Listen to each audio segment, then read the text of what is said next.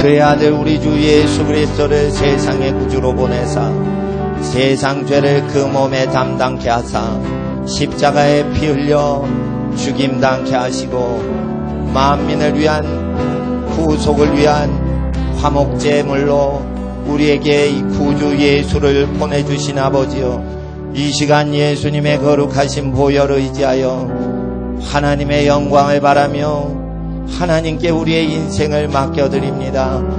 오직 우리의 모든 좋은 것이 하나님으로부터 온 것을 알고 우리의 모든 범사에 하나님 앞에 존귀와 영광을 주님께 바칠 것을 고백합니다. 아버지 하나님, 이 시간 예수 보혈을 의지하여 하나님께 나아가는 모든 심령 가운데 주여 상처가 있으면 주 예수의 보혈로 덮으시고 치유하소서. 아버지 하나님 앞에 허물과 수치가 있으면 주의 보혈로 덮으시고 허물과 수치를 제하여 주시옵소서. 아버지 하나님, 우리 가운데 범죄한 자가 있으면 예수의 보혈을 의지하여 주님 앞에 나오니 죄를 사하여 주시옵소서. 아버지 하나님, 좌절과 절망 가운데 있는 자 있습니까? 오직 우리 주 예수 그리스도의 이름 의지하여 하나님 앞에 나와 새 소망 얻게 하여 주시옵소서.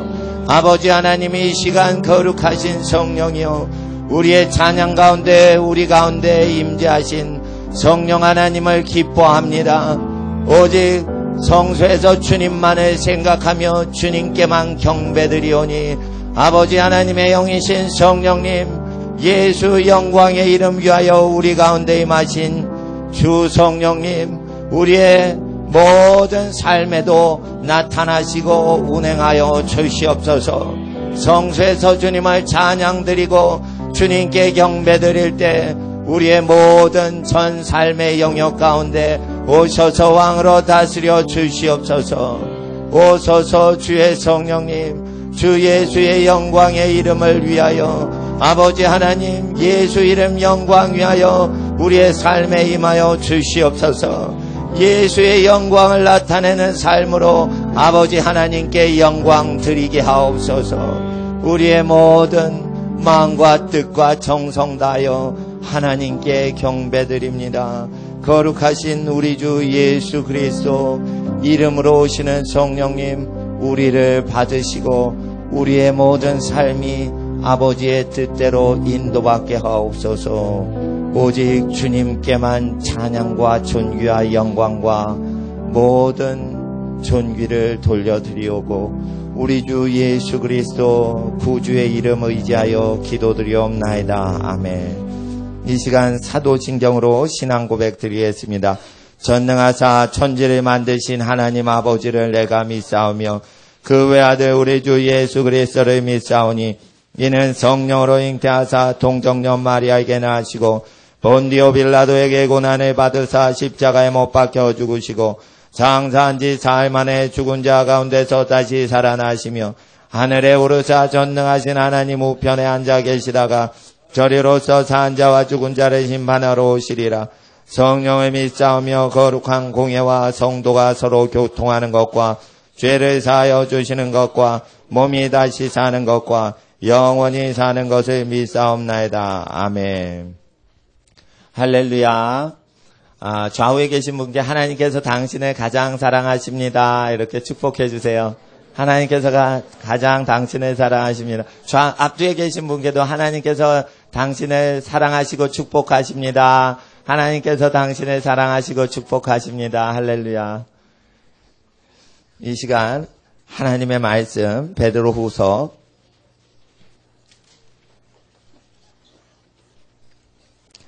1장 16절로부터 21절까지의 말씀입니다. 베드로후서 1장 16절로부터 21절까지의 말씀, 신약성경 385페이지쯤에 있습니다. 베드로후서 1장 16절로부터 21절까지의 말씀 함께 받들어 읽겠습니다. 우리 주 예수 그리스도의 능력과 강림하심을 너희에게 알게 한 것이 공교히 만든 이야기를 좇은 것이 아니요 우리는 그의 크신 위엄을 친히 본 자라. 지극히 큰 영광 중에서 이러한 소리가 그에게 나기를 이는 내 사랑하는 아들이요 내 기뻐하는 자라 하실 때에 저가 하나님 아버지께 존귀와 영광을 받으셨느니라. 이 소리는 우리가 저와 함께 거룩한 산에 있을 때에 하늘로서 나옴을 들은 것이라. 또 우리에게 더 확실한 예언이 있어 어두운 데 비추는 등불과 같으니 날이 새어 새별이 너희 마음에 떠오르기까지 너희가 이것을 주의하는 것이 가하니라. 먼저 알 것은 경의 모든 예언은 사사로이 풀 것이 아니니 예언은 언제든지 사람의 뜻으로 낸 것이 아니요 오직 성령의 감동하심을 입은 사람들이 하나님께 받아 말한 것임이니라. 아멘. 기도드리겠습니다. 거룩하신 아버지 하나님, 우리에게 하나님의 아들 예수 그리스도의 구원을 주시고 예수님 십자가에 내어주시기까지 우리를 사랑하신 아버지요. 또한 예수께서 몸을 우리에게 주셔서 십자가에 사망고통 당하심만 우리의 은혜로 주신 모든 하나님의 은총만이 아니니 예수께서 또한 구원의 메시지를 전파하시고 또한 예수께서는 태초부터 말씀이시라 하나님의 말씀이 선지자를 통하여 또한 사도들을 통하여 말씀을 주셨사오니 예수 보혈을 의지하고 예수 말씀 의지할 때 우리가 세상을 이길 수 있나이다. 예수 말씀 의지하여 예수님 보혈을 의지하고 예수님 이름을 의지하고 자랑할 때 날마다 승리하는 인생이 되도록 우리의 모든 개인들의 삶을 주관하여 주시옵소서. 또한 그 개인들이 속해 있는 하나님의 모든 가정과 권속을 존귀케 하시고 모든 일에 하나님의 평강으로 다스려 주시옵소서. 아버지 하나님의 의와 평화와 기쁨이 모든 하나님의 권속들 가운데 충만히 임하사 오직 하나님 선하심을 날마다 송축하고 찬양하는 하나님의 심령과 모든 집안 되게 하시고 오로지 하나님의 영광이 땅에 충만하게 전파되게 하옵소서. 예수 이름 의지하여 성령님 의지합니다. 성령 하나님 기록된 말씀 이 시간 우리가 나눌 때에 말하는 자와 들으시는 모든 심령 가운데 함께 하시고 예수의 나라 사모하게 하여 주시옵시고 하나님의 영광스러운 자녀가 되게 하옵소서. 거룩하신 예수님 이름으로 성령님 의지하며 하나님 앞에 감사드리며 모든 것 기도드리옵나이다. 아멘. 사도 베드로가 이제 이 땅을 떠날 때가 다가왔을 때 마지막으로 보낸 편지가 베드로 후서가 되었습니다. 베드로 후서에는 특별히 예수님 재림하심에 대해서 예비하라라고 말씀하시면서 1장의 강론을 강조하시는 내용은 성경을 사사로이 풀면 안 된다라고 이야기하시면서 그리스도의 능력과 강림하심에 대해서 알게 하고자 합니다.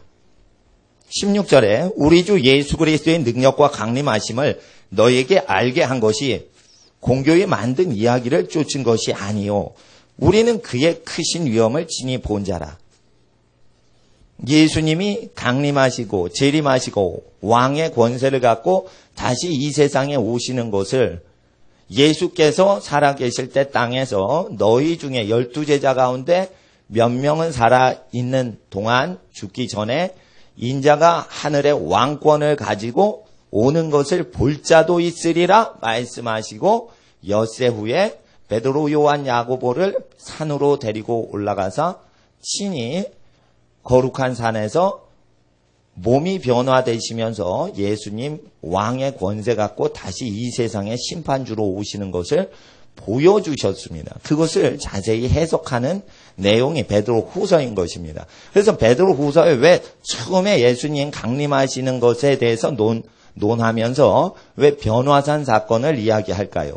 그것은 변화산 사건은 예수님 재림하는 모든 사건을 체험시키는 사건이기 때문입니다. 그래서 베드로는 자기가 체험했던 예수님 왕의 권세로 오실 때 엘리야와 모세의 함께 대동해서 오시는 것을 본 것이에요. 엘리야와 모세가 재앙을 칩니다.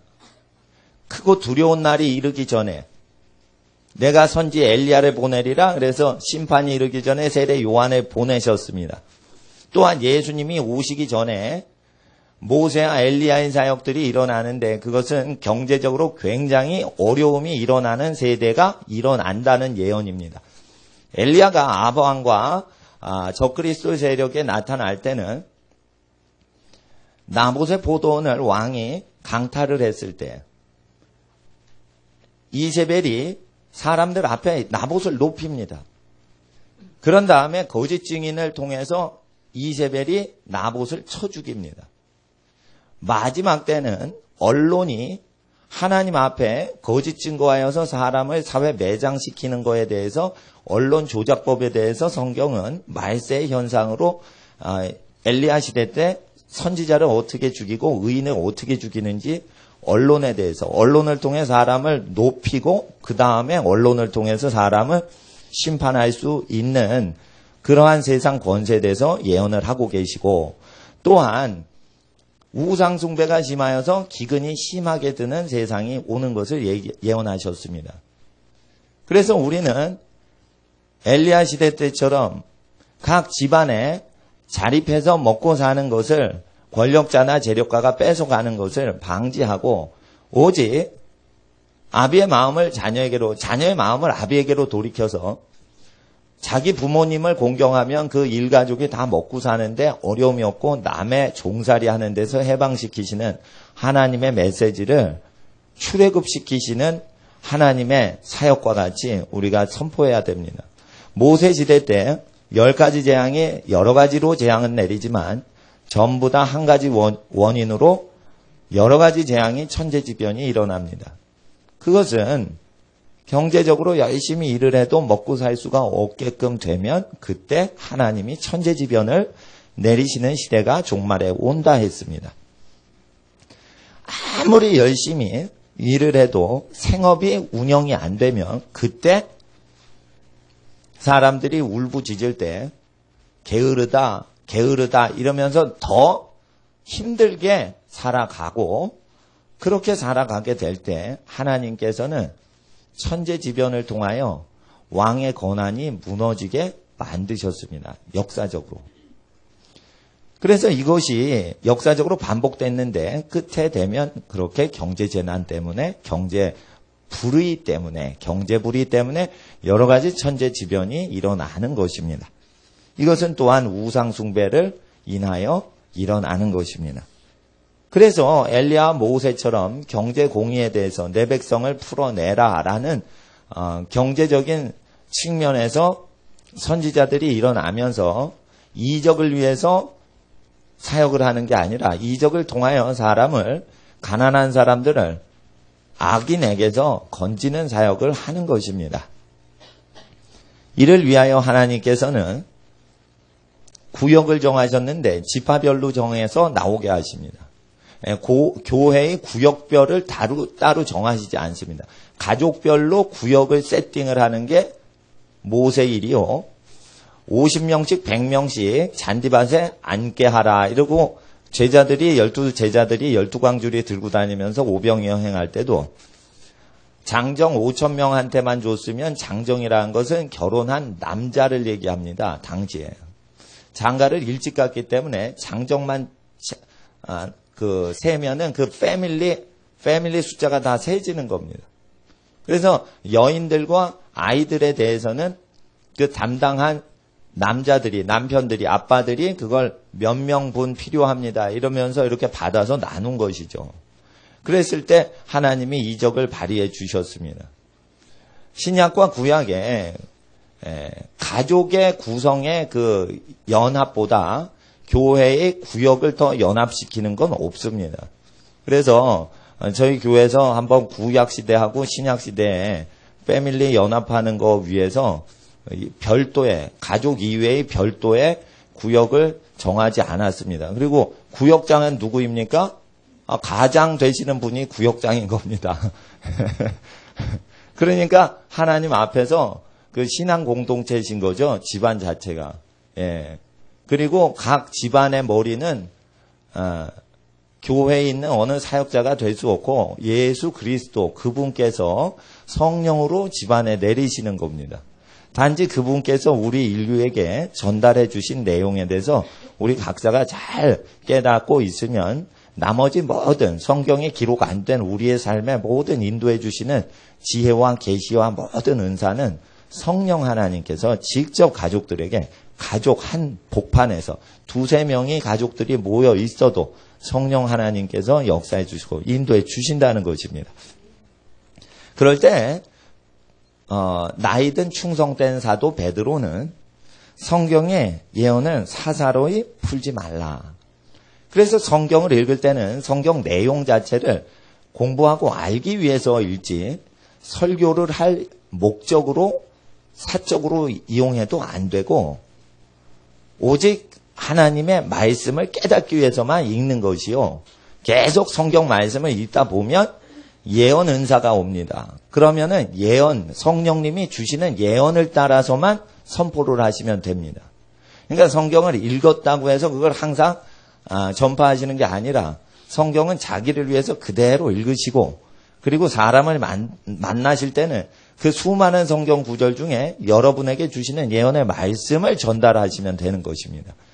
꼭 기계적으로 읽은 구절을 문자적으로만 증거하시는 게 아닙니다. 성령 하나님은 예언의 영으로 또한 오셔서 예수를 증거케 하십니다. 그럴 때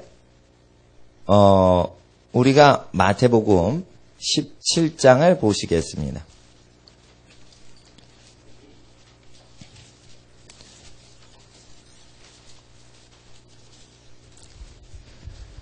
17장 1절 17장 1절에 엿새 후에 예수께서 베드로와 야고보와 그 형제 요한을 데리시고 따로 높은 산에 올라가셨더니 저희 앞에 변형되사 그 얼굴이 해같이 빛나며 옷이 빛과 같이 휘어졌더라. 그때 모세와 엘리야가 예수로 더불어 말씀하는 것을 저에게 보이거늘 베드로가 예수께 여짜와 가로되 주여 우리가 여기 있는 것이 좋사오니 주께서 만일 원하시면 내가 여기서 초막 셋을 짓되 하나는 주를 위하여 하나는 모세를 위하여 하나는 엘리야를 위하여 하리이다. 5절을 읽어주세요. 5절 시작.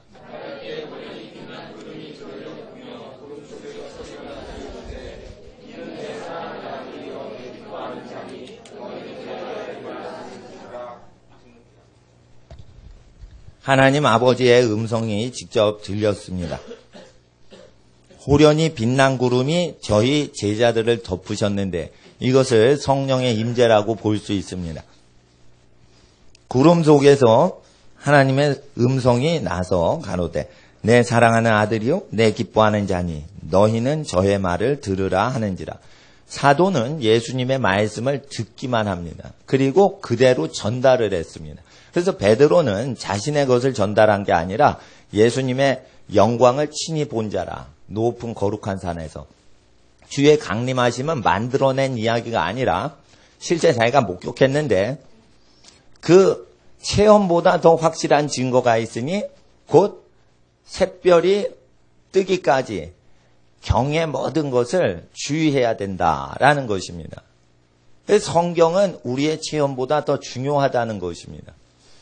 그리고 샛별인데 계시록의 새벽별은 나는 새벽별이라 해서 어둠이 있는 곳에서 어둠이 가장 깊을 때 새벽별이 뜨면서 빛의 세상이 오기 시작합니다. 이와 같이 예수님은 이 세상에 가장 어두운 죄악이 많은 시절에 재림하셔서 빛의 시절인 하나님의 나라를 몰고 오실 것입니다.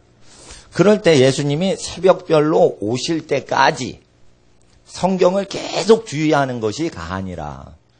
그래서 베드로 후서에 베드로 사도가 체험과 성경이 있을 때 성경을 더 확실한 예언으로 믿고 체험을 성경을 보조하는 것으로 활용하라라고 모범이 되었습니다. 그래서 체험을 하실 때 성경하고 똑같은 체험이 오면 그것을 성경 말씀을 더 확실한 증언으로 알고 성경을 증거하되 보조적으로 우리의 체험들을 같이 사용하는 것입니다. 체험을 하는 사람 중에 또한 거짓 선지자와 참 선지자가 있을 수 있으므로 베드로 서신서 읽은 그 다음 절을 보면 거짓 선지자 구별법이 바로 나옵니다. 그래서 체험을 할 때 예수 그리스도께서 분부하신 대로 삶을 바쳐서 헌신적으로 아름답고 거룩하게 사는 사람의 체험은 믿을 것이요. 열매가 안 좋은 사람의 체험은 믿지 말라고 분별하는 내용이 2장의 내용으로 수록이 되어 있습니다. 그리고 3장의 내용은 온 세상이 불에 녹아버린다. 그런 때가 온다. 이러면서 3장 끝에 마지막 때는 바울의 서신을 다른 성경과 같이 잘못 억지로 풀다가 스스로 멸망하는 성경 읽는 기독교인이 많다. 예언이 그렇게 돼 있어요. 그러니까 바울 서신서 잘못 푸는 거에 대해서 예언을 미리 했으니 이걸 무식한 베드로에게 예언을 주셔서 유식한 지식을 따르는 사람이 도무지 믿지 않게 만드셨어요. 그래서 베드로의 예언이 믿어지지 않는 것은 학벌을 중시하는 시대에는 믿질 않습니다. 그래서 신학자들이 바울 서신 잘못 푼 거에 대해서 회개하지 않는 이유는 많이 공부하고 학벌이 높으면은 자기가 베드로보다 더 많이 안다고 생각을 하는 것입니다. 그럴 때 영국과 독일의 학자들이 복음서를 믿지 못하게 되어 있다라고 주장하는 것이 17절 1절입니다. 엿새 후라는 건 after 6 days라는 것입니다. 16장의 사건이 있고 나서 엿새 후에 변화산에 올라가시죠. 그런데 누가복음에는 8일 후에 변화산에 올라가십니다. 이렇게 되니까 유럽의 독일학자나 영국에 있는 일부 신학자들이 어떻게 누가는 8일 후에 올라갔다 하고 마태는 6일 후에 올라갔다 하느냐, 이렇게 나오는 것입니다. 또한 누가는 사람들이 나를 누구라 하더냐, 그러니까 뭐 엘리야다 선지자다 뭐 막 이러는데 베드로한테 퀴즈를 딱 내줬는데 하나님의 그리스도이십니다 뭐 이런 식으로 대답이 누가복음에 나와요. 그런데 마태복음에 주는 그리스도이시여 하나님의 아들이시나 다르게 나와요. 그래서 신학자들이 누가복음이나 마태복음 중에 하나는 잘못 쓴 거다. 주는 그리스도이시여 하나님의 아들이시나 이렇게 고백한 게 진짜냐, 하나님의 그리스도이십니다 이렇게 고백하는 게 진짜냐, 막 논쟁을 합니다. 다 맞는 것입니다. 하나는 변화산 등산하시기 8일 전에 말하신 거고 하나는 6일 전에 말하신 거라 둘 다 맞는데 둘 다 비슷한 내용 같지만 다르게 얘기하신 거예요. 그래서 성경을 더 자세히 보질 않으면 이상하다. 왜 엿새고 이건 8일이지? 이렇게 돼버려요. 그러니까 이런 거 분별, 숫자까지 분별, 날짜까지 분별하는 사람은 성경을 다 외는 사람들이 분별을 합니다. 그래서 성경을 다 외는 사람이 이게 헷갈려가지고 성경을 안 믿게 해놓으셨어요. 그래서 성경을 사사로이 풀면은 성경 자체를 안 믿게 된다는 거예요. 아, 이건 누가가 자기가 마음대로 저작을 해놓은 거구나. 이런 식으로 아는 것이죠. 그래서 성경 자체를 믿질 않아 버리는 거예요. 그래서 누가가 바울한테 이걸 배웠다. 이런 엉터리 학설이 나오는 것이에요. 누가복음이 바울한테 배운 게 아닙니다. 누가가 직접 기록을 한 것인데 바울한테서 사도 바울 따라다니면서 배웠다라고 유럽에서 가르치고 지금 신학교에서도 그렇게 가르치는데 일부 완전히 잘못 가르치는 겁니다. 원어 성경의 내용을 정확히 보시면 굉장히 성경이 정밀하게 돼 있는데 우리가 잘못 읽으면 믿질 않게 돼 있고 그런 함정에 빠질 수도 있다는 것입니다. 자, 16장 28절을 27절 28절 마태복음 16장 27절 28절을 읽어주세요. 시작.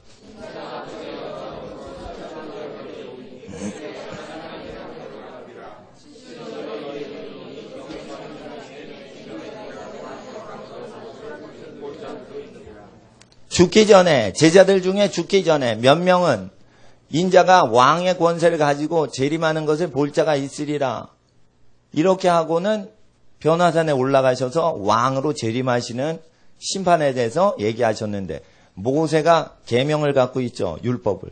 율법대로 세상을 심판하시려고 오시는 거예요. 엘리야처럼 회개하는 사역이 덧붙여지면서 예수님이 재림하시지요. 회개를 외치는 선지자들이 전혀 없는 상태에서 예수님이 그냥 오시는 게 아닙니다. 그래서 구약 성경에 있었던 전 세계 재앙이 내리기 전에 회개케 해서 멸망하는 도시와 국가에서 건지는 선지자들과 전도자들이 나타나는 것을 얘기하시고 초막을 짓게 해달라 이렇게 얘기를 자기도 모르는 소리를 베드로가 합니다. 초막절을 짓는다는 것입니다. 구약 율법에 초막절이 되면 들판에 초막을 짓고 집에서 잠자지 않고 들판에서 잡니다. 그리고 들판에서 곡식에 알곡을 모아서 묶고 가라지는 단으로 묶습니다.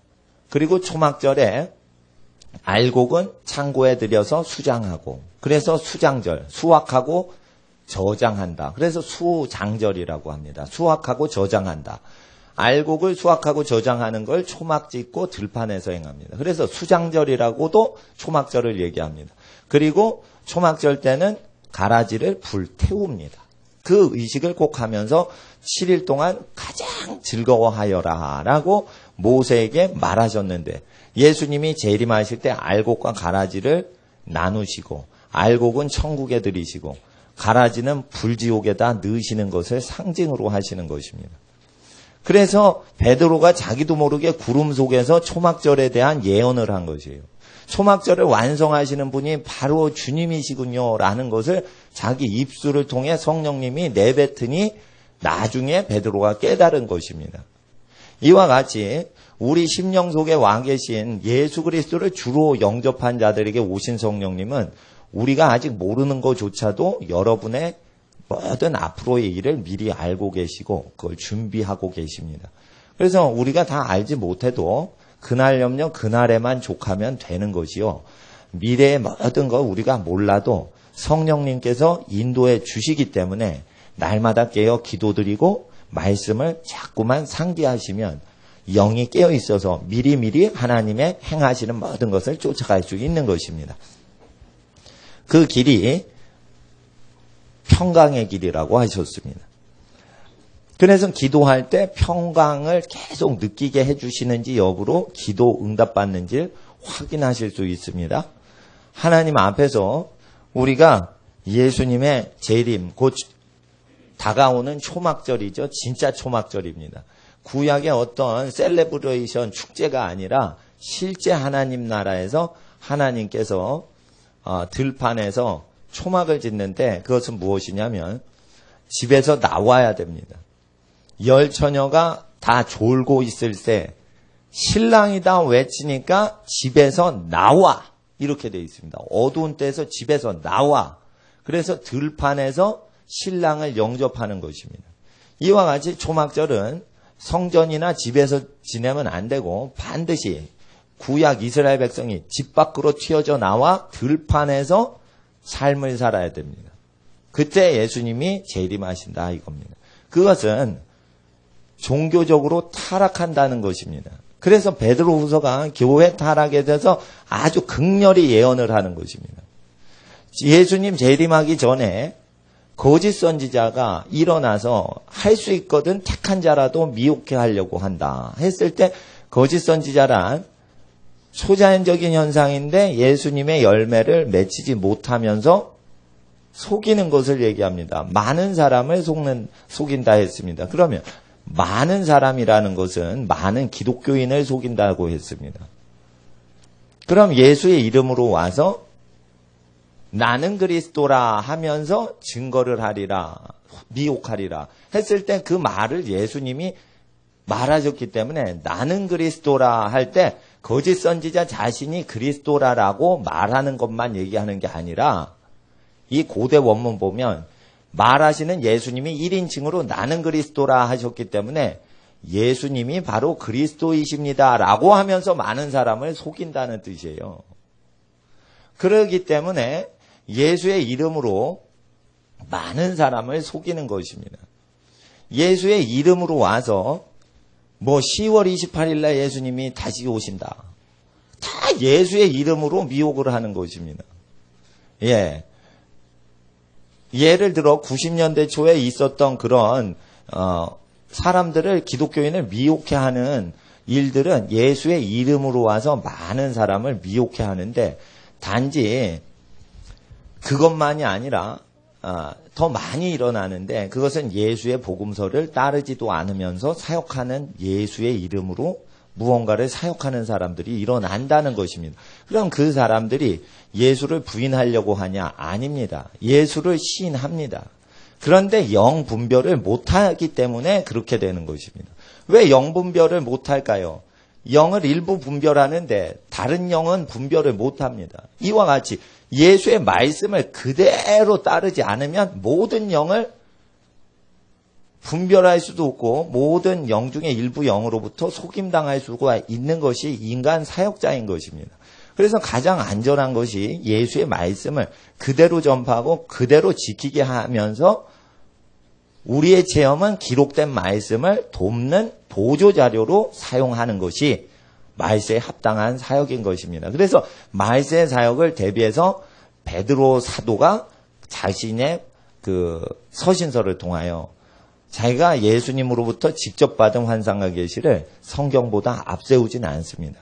그러나 성경을 앞세우면서 자신이 하나님 앞에 받은 체험을 얘기를 동시에 합니다. 그래서 체험을 멸시해서도 안 되고 그러나 하나님 앞에 성경을 우선시하는 신앙으로 갈 때 늘 든든하게 우리를 지켜주실 것입니다. 호련히 5절에 빛난 구름이 저희를 덮었습니다. 구름 속에서 소리가 났습니다. 이는 내 사랑하는 아들이요 내 기뻐하는 자니 너희는 저의 말을 들으라 하는지라. 이 음성이 2번 나타납니다. 예수님이 요단강에 세례를 받으시고 공생에 시작하실 때 이 음성이 하늘로부터 나타납니다. 그것은 공생에 시작하면서 선포하시는 예수의 말씀을 만백성은 들어야 된다는 뜻이요. 또한 이것은 예수님의 재림하시는 것을 예비하려고 할 때 인자가 왕권을 가지고 오시는 것을 예비하려고 할 때 많은 사람들이 복음서 말씀 말고 다른 복음을 또한 받아야 되는 겁니까? 라고 생각할까 봐 아니다. 이는 내 사랑하는 아들이요 내 기뻐하는 자니 인자가 재림을 할 것을 예비하는 것도 초막절을 예비하는 것도 예수의 재림을 예비하는 것도 예수 하나님의 아들의 공생애 때 말하신 그 말을 들음으로 재림을 예비하는 것이다 라는 뜻입니다. 많은 이단들이 복음서 믿고 예수 믿죠. 그거 갖고 예수님 재림을 예비하지 못한다라고 거짓을 합니다. 그래서 자꾸만 더 색다른 계시. 이래가지고 예수님 재림 때는 계시록을 믿어야만 구원받고 복음서를 믿으면 구원 못 받고 이런 식으로 말을 합니다. 아닙니다. 재림 때도 역시 예수님이 세상 끝날까지 너희와 함께 하시리라 하신 말씀이 내가 분부했었던 3년 동안의 모든 분부한 말을 가르치고 지킬 때 세상 끝날까지 내가 너희와 함께 하리라 하셨기 때문에 복음서의 말씀의 효력은 세상 멸망하는 마지막 날까지 효력이 있는 것입니다. 그래서 우리가 예수님의 재림을 위한 또 다른 준비할 거리가 없이 예수님을 영접할 때 그 말씀을 계속 붙들면 되는 것입니다. 예. 결국은 한 10여 년 전에 이단 연구를 많이 했어요, 제가. 결국은 이단 연구를 할 필요가 없습니다. 예수님의 말씀에 완전히 붙어 있으면 됩니다. 이단은 하나님의 말씀을 번잡게 합니다. 하나님의 아들 예수께서는 하나님의 구원을 완전히 증거하셔서 하나님의 사랑하시는 아들이요 기뻐하시는 자인 예수의 말을 듣고 따르고 순종할 때 예수님이 알아서 행하시는 겁니다. 어떤 사람이 들림 받은 거에 대해서 준비를 해야 된대요. 들림 받을 거 준비할 필요 없습니다. 두 사람이 자고 있는데 하나는 취하여 가고 하나는 버려두고 잠자고 있는데 뭐를 준비를 합니까? 사랑하는 자에게 잠을 주시나니 이래가지고 주무시면 되는 거예요. 또한 밭에서 두 남자가 밭을 갈고 있는데 하나는 취하여 가고 하나는 버려두고 그럴 때 직장생활 열심히 하는 거 얘기하시는 거예요. 이게 직장생활. 또 잠자고 직장생활하고 이 두 개와 다르게 여인이 두 명이서 맷돌을 갈고 있는데 집안에서 가사노동하시는 거예요. 맷돌 갈고 있는데 하나는 데려가고 하나는 버려둠을 당하니라. 그러니까 일상생활을 해도 그거는 우리 영역이 아니라 하나님 영역이라 이거예요. 그랬을 때 사람들 제자들이 어느 장소에서입니까? 어디에서 그런 들림받고 데려감이 일어납니까? 했을 때 주검이 있는 곳엔 독수리가 있느니라. 이래가지고 집단적으로 사람이 학살당할 때 사람이 그 학살당하는 장소에 독수리들이 모여요. 미리 알고. 스촨성 지진 날 때 두꺼비가 200만 마리 가까이 땅속에서 튀어나왔죠. 그러니까 그 지진 나기 2, 3일 전에 지진 나기 전에 두꺼비가 뭔지 알죠. 사람이 대량 학살 당하기 전에 독수리가 먼저 알아요.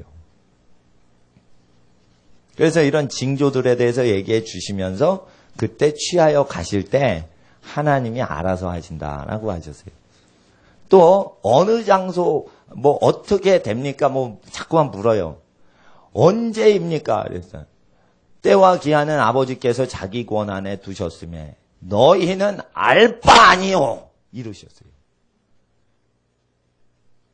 근데 어떤 사람들이 나타나서 알 바이어야 됩니다. 이렇게 하면은 그 사람은 알바나 뛰라 이거예요. 알 바 아니요. 네. 알 필요 없다 이거예요. 사람이. 세상 종말에 대해서는 알 필요가 없는 거예요. 그 때가 언젠지는. 그러면은 뭐 갖고 준비를 합니까? 그러면은 내가 분부한 모든 것을 가르쳐 지키게 하라. 세상 끝날까지 내가 함께 한다. 하셨으니까 끝날이라는 그 단어 하나만 믿어도 완전하게 평강하게 거룩하게 삽니다. 미혹의 영은 진리를 따르지 않음으로 내린다 했습니다. 데살로니가 후서에. 진리이신 예수님의 설교를 듣지 않으면 목사라도 미혹의 영이 와서 다른 걸 가르칩니다. 저는 예수님을 섬기면 섬길수록 예수님이 분부하신 말씀의 무게가 너무 무거워서 우리가 그 무게를 못 느낀다는 걸 알았어요. 그래서 사람들이 속는 것이에요. 예수님을 닮으려고 안 하고 연구를 하려다 보니까 마태복음에 엿새요. 누가복음엔 8일 후라고 돼 있어요. 그럼 예수님이 8일 전에와 6일 전에 두 번 유사한 설교를 하신 겁니다. 그럴 때 엿새 전에 베드로가 주여 십자가에 죽으시거나 사람한테 버림당하지 않고 그런 일은 절대 일어나면 안 됩니다. 사단아 내 뒤로 물러가라. 베드로야 네가 사람의 일을 생각하는도다. 이렇게 얘기하신 것은요. 이틀 전에 이미 얘기를 한 번 하셨을 때 누가복음에는 가만히 있어요. 베드로가. 인자가 뭐 팔려야 되느니라 뭐 이럴 때 그때 이틀 전엔 가만히 있어요. 8일 전엔. 그러다가 또 이틀 후에 또 얘기를 하시니까 베드로가 짜증내는 거예요. 아 예수님 웃기네 정말. 참고 드리는 거 참 힘드네. 아 예수님 사람이 왜 죽어요? 그런 마귀적인 일을 생기면 안 됩니다 했더니 그게 마귀가 준 생각이라 이거예요. 그러니까 베드로 딴에는 상당히 드린다고 힘을 쓴 겁니다. 근데 예수님이 베드로 마음속에 그 말이 이해가 안 된 걸 아시고 다시 이틀 후에 말을 하신 거예요. 그랬을 때 이틀 전에는 하나님의 그리스도이십니다 이렇게 말하고 이틀 후에는 주는 그리스도이시여 하나님의 아들이십니다. 이렇게 다르게 말을 한 거예요. 그럴 때 많은 유럽 학자들이 누가복음에 이게 기재가 잘못되어 있다. 주는 그리스도시여 하나님의 아들이라고 해야 되는데 왜 하나님의 그리스도라고 이렇게 단순하게 기록이 되었는가? 뭔가 누가는 뭘 베껴 쓰다가 잘못 베껴 쓴 거 아닌가? 아 누가는 12제자 중에 들어가지 않았는데 아마 마태는 12제자 중에 하나였는데 아 마태가 직접 쓴 게 맞고 아 누가는 누구 거 베껴 썼는데 아마 바울이한테 배웠나 보다. 이렇게 유출을 해요. 굉장히 열심히 유출을 합니다. 그래서 막 빼먹어요. 왜 그럴까요? 유럽 학자들은 다른 책을 보고 계속 연구를 해요. 성경을 믿지 않아요. 그래서 신학교 가가지고 여러 가지 이론을 배우면 성경을 의심하기 시작합니다. 예, 의심하기 시작합니다. 왜 그럴까요? 하나님이 일부러 의심하게 만드신 거예요. 동정녀로 아들이 태어나도록 해서 못 믿게 하시는 거예요. 아무나 못 믿게 하시는 거예요. 무리를 걸으셔서 아무도 예수를 못 믿게 하시는 거예요. 그래도 믿겠다. 죽었는데 부활했어요. 사망 권세 이긴 걸 믿겠느냐. 믿기가 어려운데 믿는 사람 구원하시는 거예요. 그러니까 성경은 그냥 널름 먹는 사람이 믿음이 없어도 다 먹는 게 아니라 믿음이 있어야만 성경이 믿어져요. 그래서 신학자들이 믿음 없는 사람들이 다 걸려서 넘어지도록 하기 위해서 이렇게 하나님께서 엿새 후 8일로 이렇게 나온 거예요. 그럼 누가복음 9장을 보세요.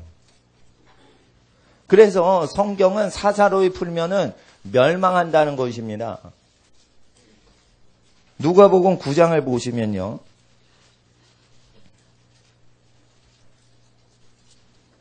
(28절입니다) 9장 28절. 이거는 신학교 학생들한테 주로 강의하는 내용이기도 한데 잘못 배우는 분들이 하도 많아서 질문하는 분들이 많기 때문에 성경의 권위를 완전하게 이해를 하기 위해서 더 깊이 공부하기 위해서 이걸 공부할 필요가 있습니다. 성경을 다 암송을 하시면 성경을 믿지 않는 사람들이 다수 발견이 되기 때문입니다. 성경을 암송할 정도가 아니면은 성경을 믿어요. 그러다 성경을 다 암송을 하면 성경이 이해가 안 되니까 서로 충돌하니까 안 믿어요.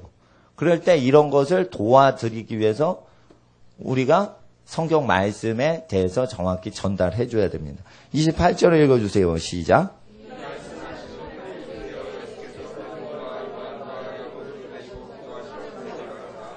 자, 이 말씀을 하실 때 8일쯤 되었어요.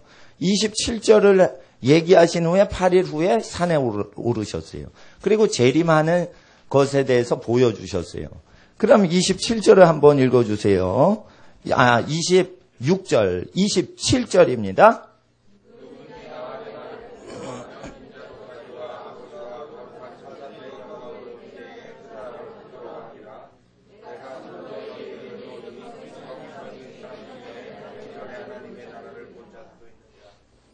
그래서 아까는 인자가 왕권을 갖고 오는 것을 볼 자도 있으리라 하셨는데 요번에는 하나님 나라를 볼 자도 있느니라 이러면서 단어가 바뀌죠. 왜 그래요?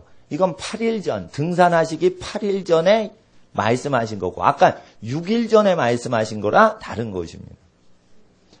8일 전에는 베드로가 항의하거나 뭐 토를 달지 않습니다.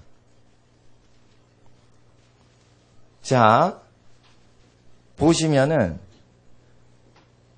20절을 보세요. 20절 시작.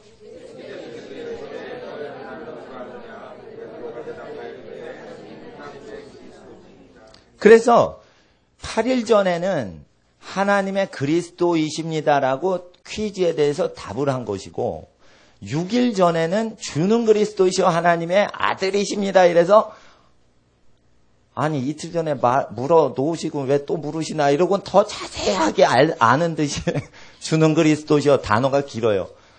살아계신 하나님의 아들이십니다.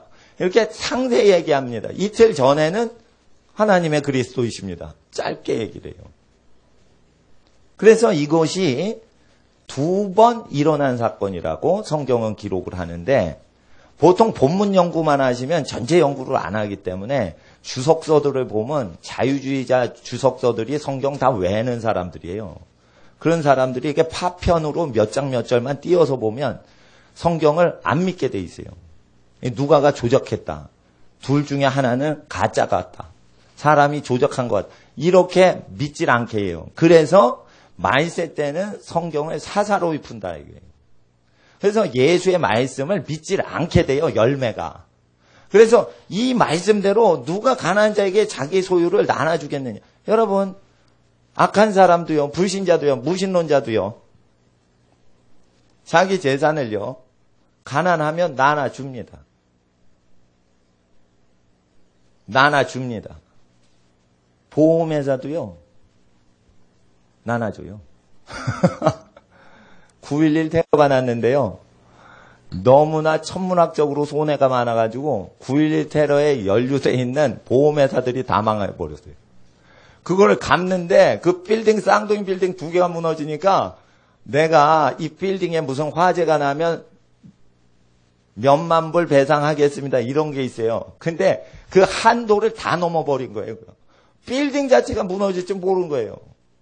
그래가지고 전 세계 보험회사들이 또 보험 드는 업이 활성화된 게 이제 9.11 테러 이후예요.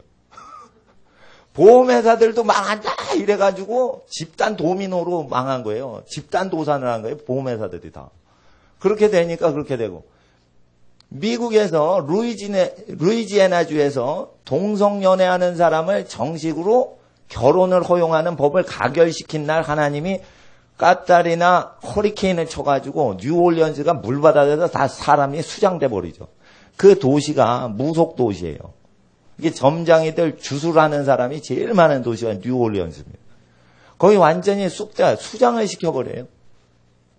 그래가지고 그때 석유 시설이 멕시코만에 많았는데 그게 다 박살나면서 집단적으로 또 보험회사가 도산을 하는 사건이 9.11 테러보다 더 심하게 일어났습니다. 그건 석유 시설이 있는 그 멕시코만이 타격을 받으면서 이건 천문학적으로 9.11 테러 2-3배 이상이 나가버렸어요. 그러니까 보험회사들 다 날아가 버리는 거예요, 그냥. 그러니까 보험회사가 감당치 못한 천문학적인 천재지변이 날 때를 대비해서 또 돈을 모아요. 근데 하나님이 한번 이렇게 태풍 움직이시면 인간이 보험회사가 돈을 아무리 모아도 그게 순식간에 날아가 버려요. 그래서 이게 천재지변은 금액으로 계산이 안 된다는 것이에요. 우리나라 태풍 하나 올 때 그 에너지가 히로시마 원자 폭탄 100만 개랍니다. 조그만 태풍 하나 에너지가. 근데 그게 사방 전 세계에서 막 부는데 그걸 어떻게 정확하게 그게 시설에 강타하는 경우에는 다 박살나는데 그걸 어떻게 감당을 합니까? 그러니까 말세는 굉장한 경제적인 손실이 크게 일어나는 것을 예언을 계속하십니다. 그래서 하나님 앞에 이 재앙이 6월절, 재앙이 여러분 집은 넘어가고 애굽 집안엔 때리는 그러한 일들이 실제 일어나는 것입니다. 하나님 앞에서 우리는 말씀을 경외하지 않고 이 28절에 이 말씀을 하신 후 8일쯤 되어 이걸 읽을 때 말씀을 경외하지 않는 사람은 이 말씀을 의심하게 됩니다. 그리고 이 복음서를 믿지 않으면서 26절에 큰 시험에 들어갑니다. 26절 한번 읽어주세요. 26절 시작.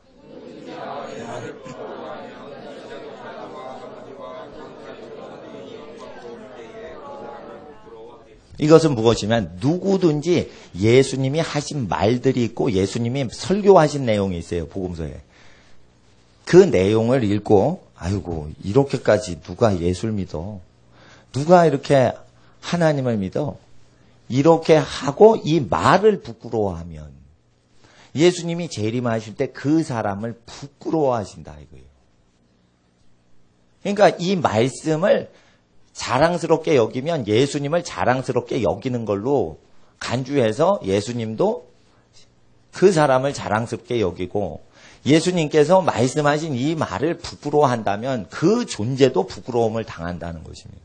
그래서 우리가 예수님 말씀을 소중히 여겨야 된다는 것입니다. 예수의 말씀은 굉장히 깊은 뜻이 있습니다. 그런데 사람들이 함부로 성경을 잘못 풉니다. 그리고는 다 믿는 척으로 만들지만 다 믿지 않게 만듭니다. 그리고 교회에서는 누구도 누가복음에서는 하나님의 그리스도시오라고 얘기하고 마태복음에는 왜 주는 그리스도시오 하나님의 아들이십니다라고 말을 해서 서로 다른가요? 라는 질문을 하나도 못합니다. 왜 그럴까요? 그런 질문을 하면 신성모독죄에 걸릴까 봐. 또는 목사님이 모르시는 질문을 해서 목사님 당황스럽게 하지는 않을까? 에? 목사님이 뭘 할까? 나도 모르는데. 그래서 이런 거는 신성 모독죄에 걸릴까봐 질문도 못하고 끙끙 앓으면서 성경은 의심하고 안 믿으면서 대충 믿으면서 넘어가는 그런 문제들이에요. 이런 것들은 원론적으로 하나님께서 부딪히는 돌을 만드사, 거치는 돌을 만드사, 부서지고 부딪히면 그게 박살난다 이랬어요. 그래서 거치는 반석과 부딪히는 돌을 시온에 두셨으니 누구든지 그를 인하여 시험을 당한 자는 시험을 당한다. 화를 당한다. 그러니까 예수님 말하신 게요. 어린이처럼 그냥 믿어야지 어린이처럼 믿질 않으면 화를 당해요.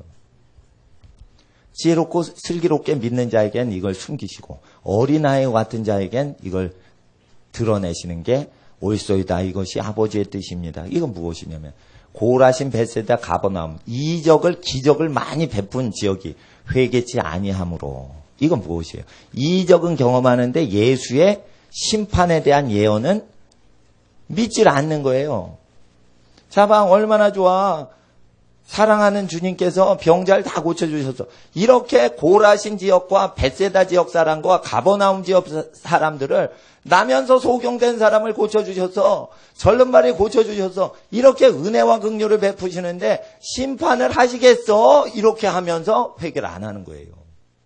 그랬을 때 예수님께서 병 고쳐주고 귀신 쫓아줄 때 큰 이적을 베푸셨을 때 죄에서 회개하라고 한 메시지는 믿지 않고 이적만 누리는 사람들이 있을 때 이것을 사람들 눈에 가리우게 하시는 게 하나님의 옳은 뜻이라는 거예요. 그리고 하나님은 그 인류를 심판하시는 게 합당하고 아버지의 뜻이라는 거예요. 그래서 누구든지 예수님 오실 때 예수님 말씀 부끄러워했던 고라신 벳세다 가버나움에 살던 이적을 체험하고 예수님을 환영했던 사람들이 심판당하고 부끄러움을 당한다라는 것입니다. 그래서 우리는 이 말씀을 정확히 믿어야 됩니다. 또한 누가복음 10장에 1절을 보세요. 성경을 100번을 읽어도 이게 믿음이 자라지 않으면 성경에 대한 경외심이 발전되지 않으면서도 성경을 횟수로 많이 읽어서 그래요. 성경은 굉장히 잘못 읽을 수가 있는 틈을 하나님이 열어놓으시고 계시하신 거예요. 그래서 잘못 읽는 사람은 잘못 읽게 허용하시는 거예요. 그래서 하나님 말씀에 대한 경외감을 성장시키지 않고 하나님의 말씀을 양적으로 인간의 노력으로 열심히 읽으면 자기의 사상대로 읽습니다. 10장 1절을 보세요. 10장 1절 시작.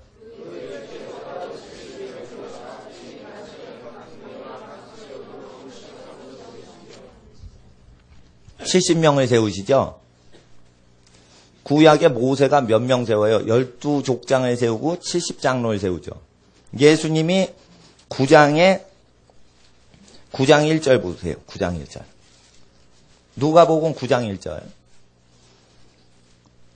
읽어주세요. 시작.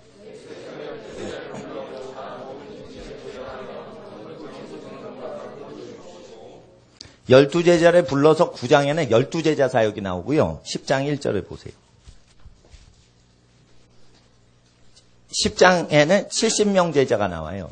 그럼 70명 제자는 구약의 70인 장로에 대한 것이에요. 그래서 구약을 완성하시는 거예요. 12제자는 12족장, 12지파의 12족장을 대표하는 사람을 얘기하는 것이에요.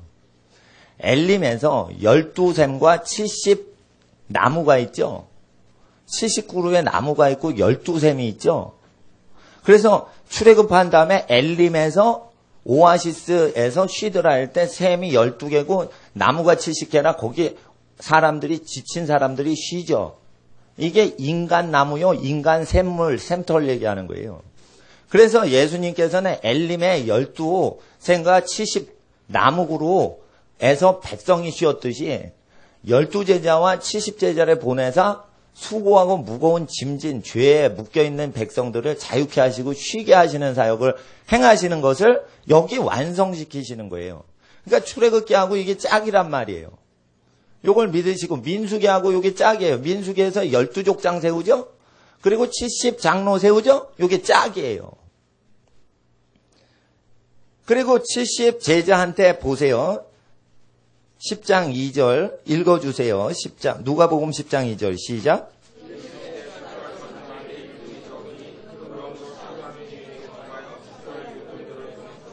네, 그래서 3절에 갈지어다 몇 명이 가요? 70명이 가요.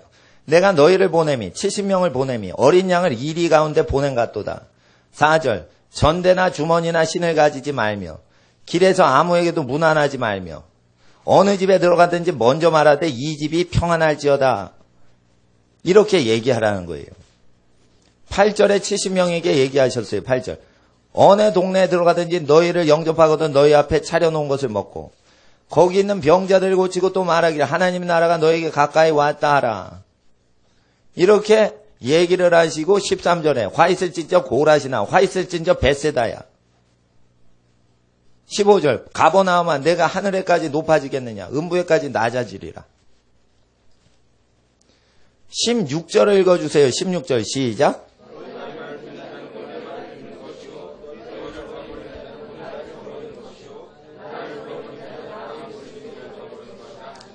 그래서 예수님 그렇게 그대로 증거하신 걸 그대로 전달하는 사람을 영접하면 곧 여러분이 예수님의 분부하심을 그대로 증거를 하시면 저희 교회나 저한테 보냄받은 게 아니에요. 그것은 예수님이 직접 보내시는 거예요. 제가 전도를 할 때도 예수님이 보내셔서 그대로 예수님 말씀하신 것만 전해요. 그래서 옛날에는 불신자 전도를 많이 했는데 요즘은 교회 지도자들 만나서 교회 죄를 회개를 우리가 안 하면 우리 목사들이 회개를 안 하면 목사들한테 천벌이 내리고 교회에 재앙이 생긴다. 그러니까 이 시대에 우리가 교회가 회개를 해야 된다. 이런 거를 주로 요즘은 저는 증거하고 있어요. 왜냐하면 주로 교회 사역자들이나 선교단체 사역자들을 주로 만나니까. 그런데 여러분은 만나시는 분이 서로 다르실 거예요. 전파하실 때 예수님의 분부하신 걸 그대로 증거하면 예수께서 바로 여러분을 보내신 겁니다. 교회를 거론할 필요도 없어요. 왜? 예수님의 말씀이. 예수님이 분부하신 걸 그대로 증거하면 예수님이 보낸 사람이라는 거예요.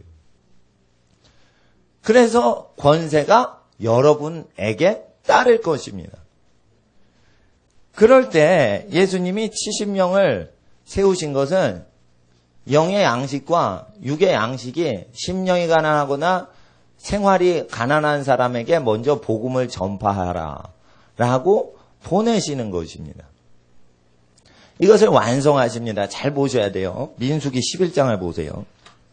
그래서 예수님은 모세 때 벌써 예수님이 갈릴리 사역 하실 것을 미리 예언하셔요. 민수기 11장 보세요.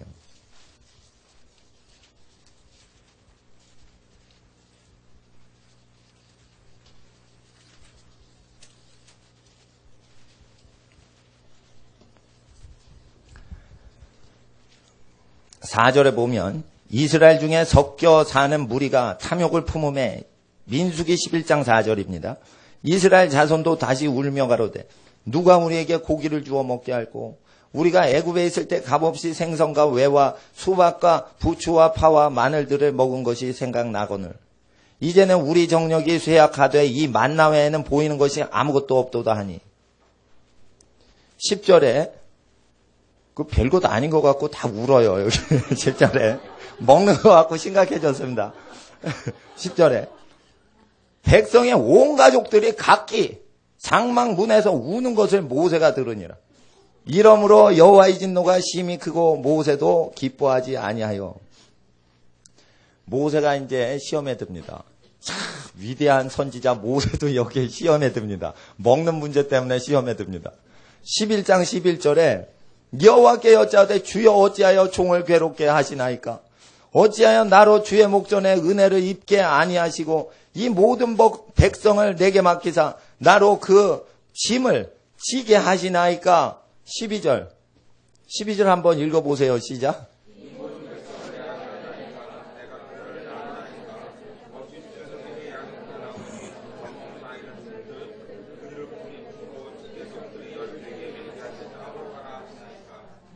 한마디로 얘기해서 모세가 내가 언제 이 많은 백성을 잉태하여 아기를 낳나이까? 나는 엄마 아빠 노릇할 사람이 아니나이다.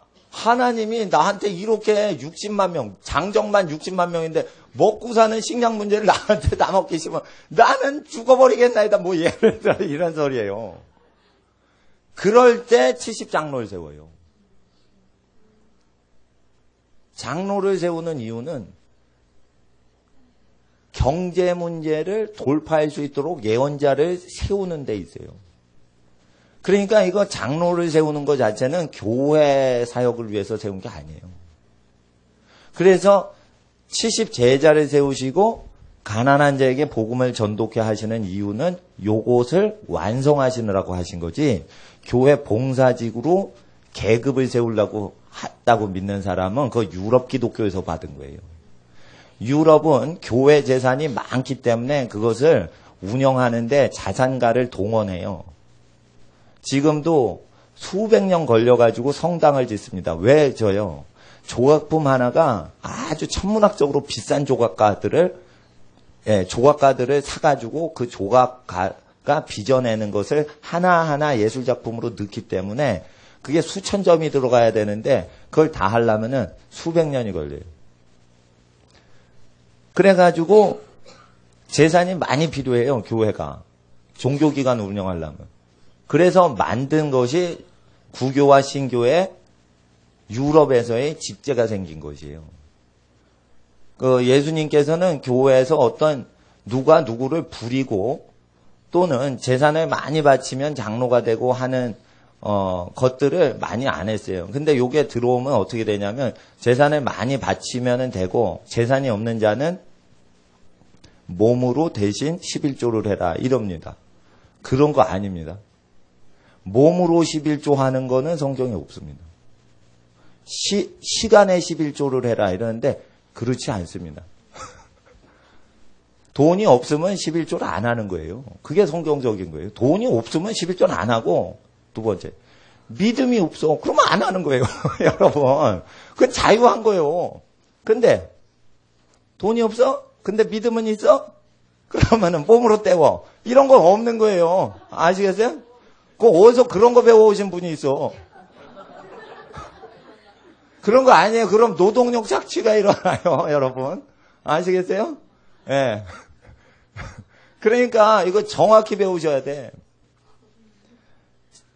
하나님이 직분을 세우시는 이유는 세상에 고통당하고 믿음이 없어서 하나님의 뜻을 온전히 받지를 못하는 사람들이 있어요. 거의 먹고 사는 문제 때문에 시험에 들어요. 이 영혼들을 먹고 사는 문제에 시험이 들면 사람이 몸이 피곤해지고, 부부싸움 언제 제일 많이 해요? 몸이 피곤하면 짜증이 나죠. 한마디로 몸이 피곤하면 부부싸움 하는 겁니다, 여러분. 아무래도 체력은 영역입니다, 여러분. 그래가지고 몸이 힘들잖아요. 장사가 없는 거예요. 네? 몸이 아프죠? 3년 병에 효자 없다, 뭐 이런 소리 있죠. 네? 몸이 아프니까 막 식구한테 편하니까 짜증을 내게 돼 있는 거예요. 하나님 앞에서 이렇게 몸이 피곤하면 부르짖고 몸이 고통스러우면 호소를 하니까 내 몸처럼 사랑하라. 이 계명은 세상살이에서 고통당하는 인생 여정 가운데 하나님의 뜻이 완전히 이 몸 차원으로 이루어지도록 섬겨라 라는 뜻인 것이지, 영으로 하나님을 섬기듯이 인간을 영혼으로 사랑해라 라는 뜻이 아닙니다.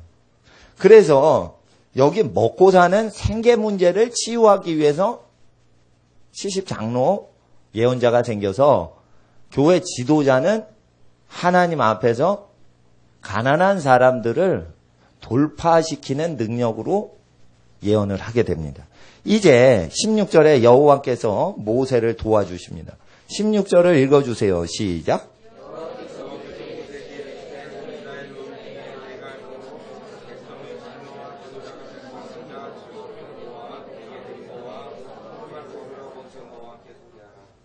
그래서 선지자와 함께 70명을 세웁니다.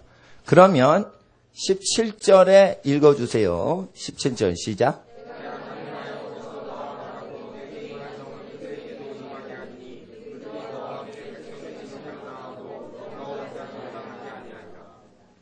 그래서 이제 24절과 25절 두 절을 읽어주세요. 24절. 실제 여호와의 신이 70명에게 예언의 영으로 임하사 예언을 합니다. 예언을 할 땐 가난한 사람을 어떻게 도와줄지 경우에 합당한 말이 나오고 그 지혜와 지식이 나타납니다. 24, 25절 시작.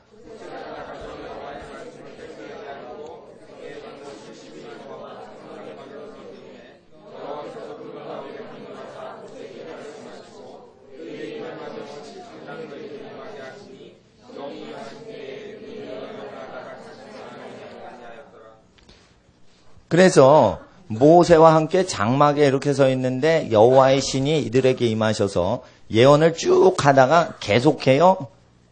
다시는 안 해요.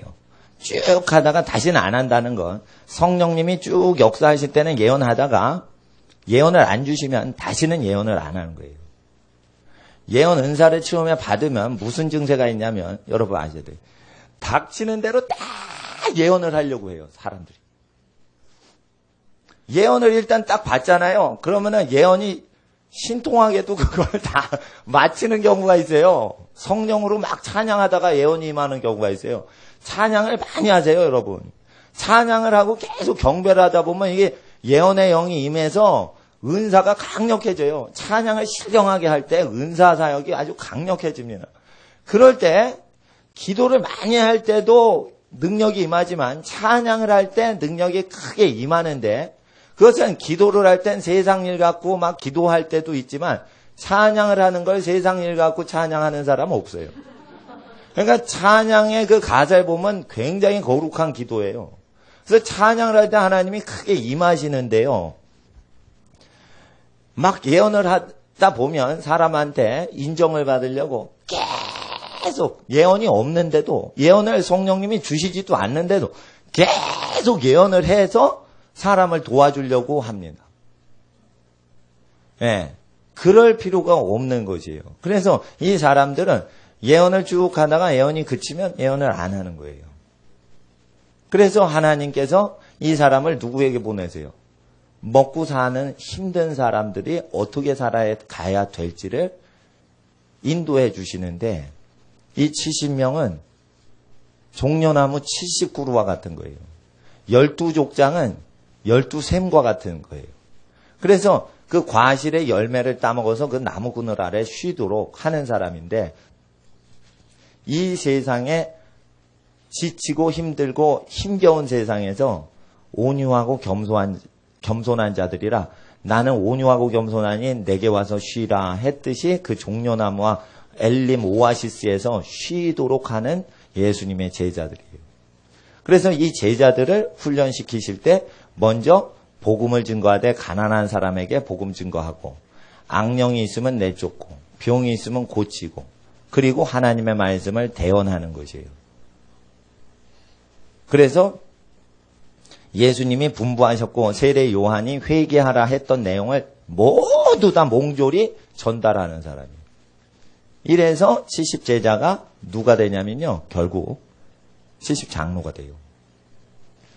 그래서 이제 복음서를 그대로 보고 이걸 율법을 완전히 완성하기 때문에 복음서에 있는 70제자하고 70장로는 민수계 장로는 실제 교회 인물이 아니라 교회 밖에서 나가서 사람들 세상 활동하시는 분들의 생업 자체에 저주가 뿌리 뽑히고 생업 자체에 복이 내리도록 하는 생활의 6일 내내 생활 속에 여호와께서 함께 하시도록 가이드를 하는 멘토 역할을 하는 사람들이지 종교 지도자가 아니라는 거예요.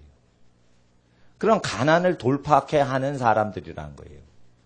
그래서 가난한 자를 부욕케 하고 하는 하나님의 실제 사회생활에서 죄를 극복하고 사회 구조적인 모든 저주를 끊어버리는 사람들인데 이들은 예수의 가르침을 따라가는 제자입니다.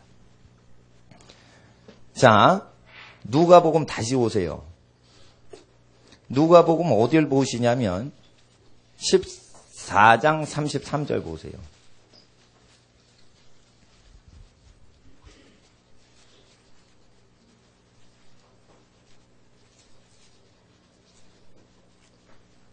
(27절) 보세요. 27절 시작.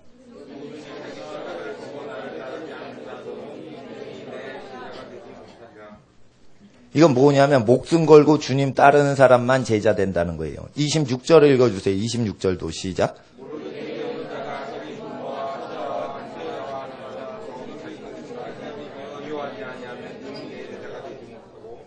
미워해야 되는 겁니다. 이게 뭐냐면 아유 사랑의 주님이 사랑하라 했는데 어떻게 미워합니까? 뜻이 안 맞아서 충돌되는 현상이 일어나요. 그럼 자식하고 부모가 왼수가 지는 거예요.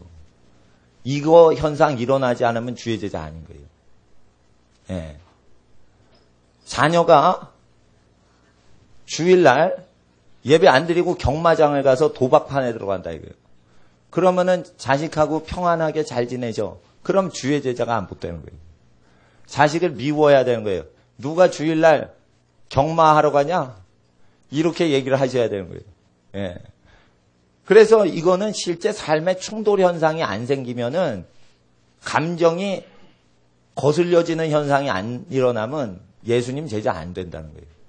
그리고 자기 목숨까지라는 것은 뭐냐면 목숨을 걸어서 주님을 사랑하자. 이래서 희생적으로 사는 사람입니다.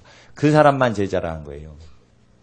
그리고 예수님께서 28절을 읽어주세요. 28절 얘기하세요. 시작.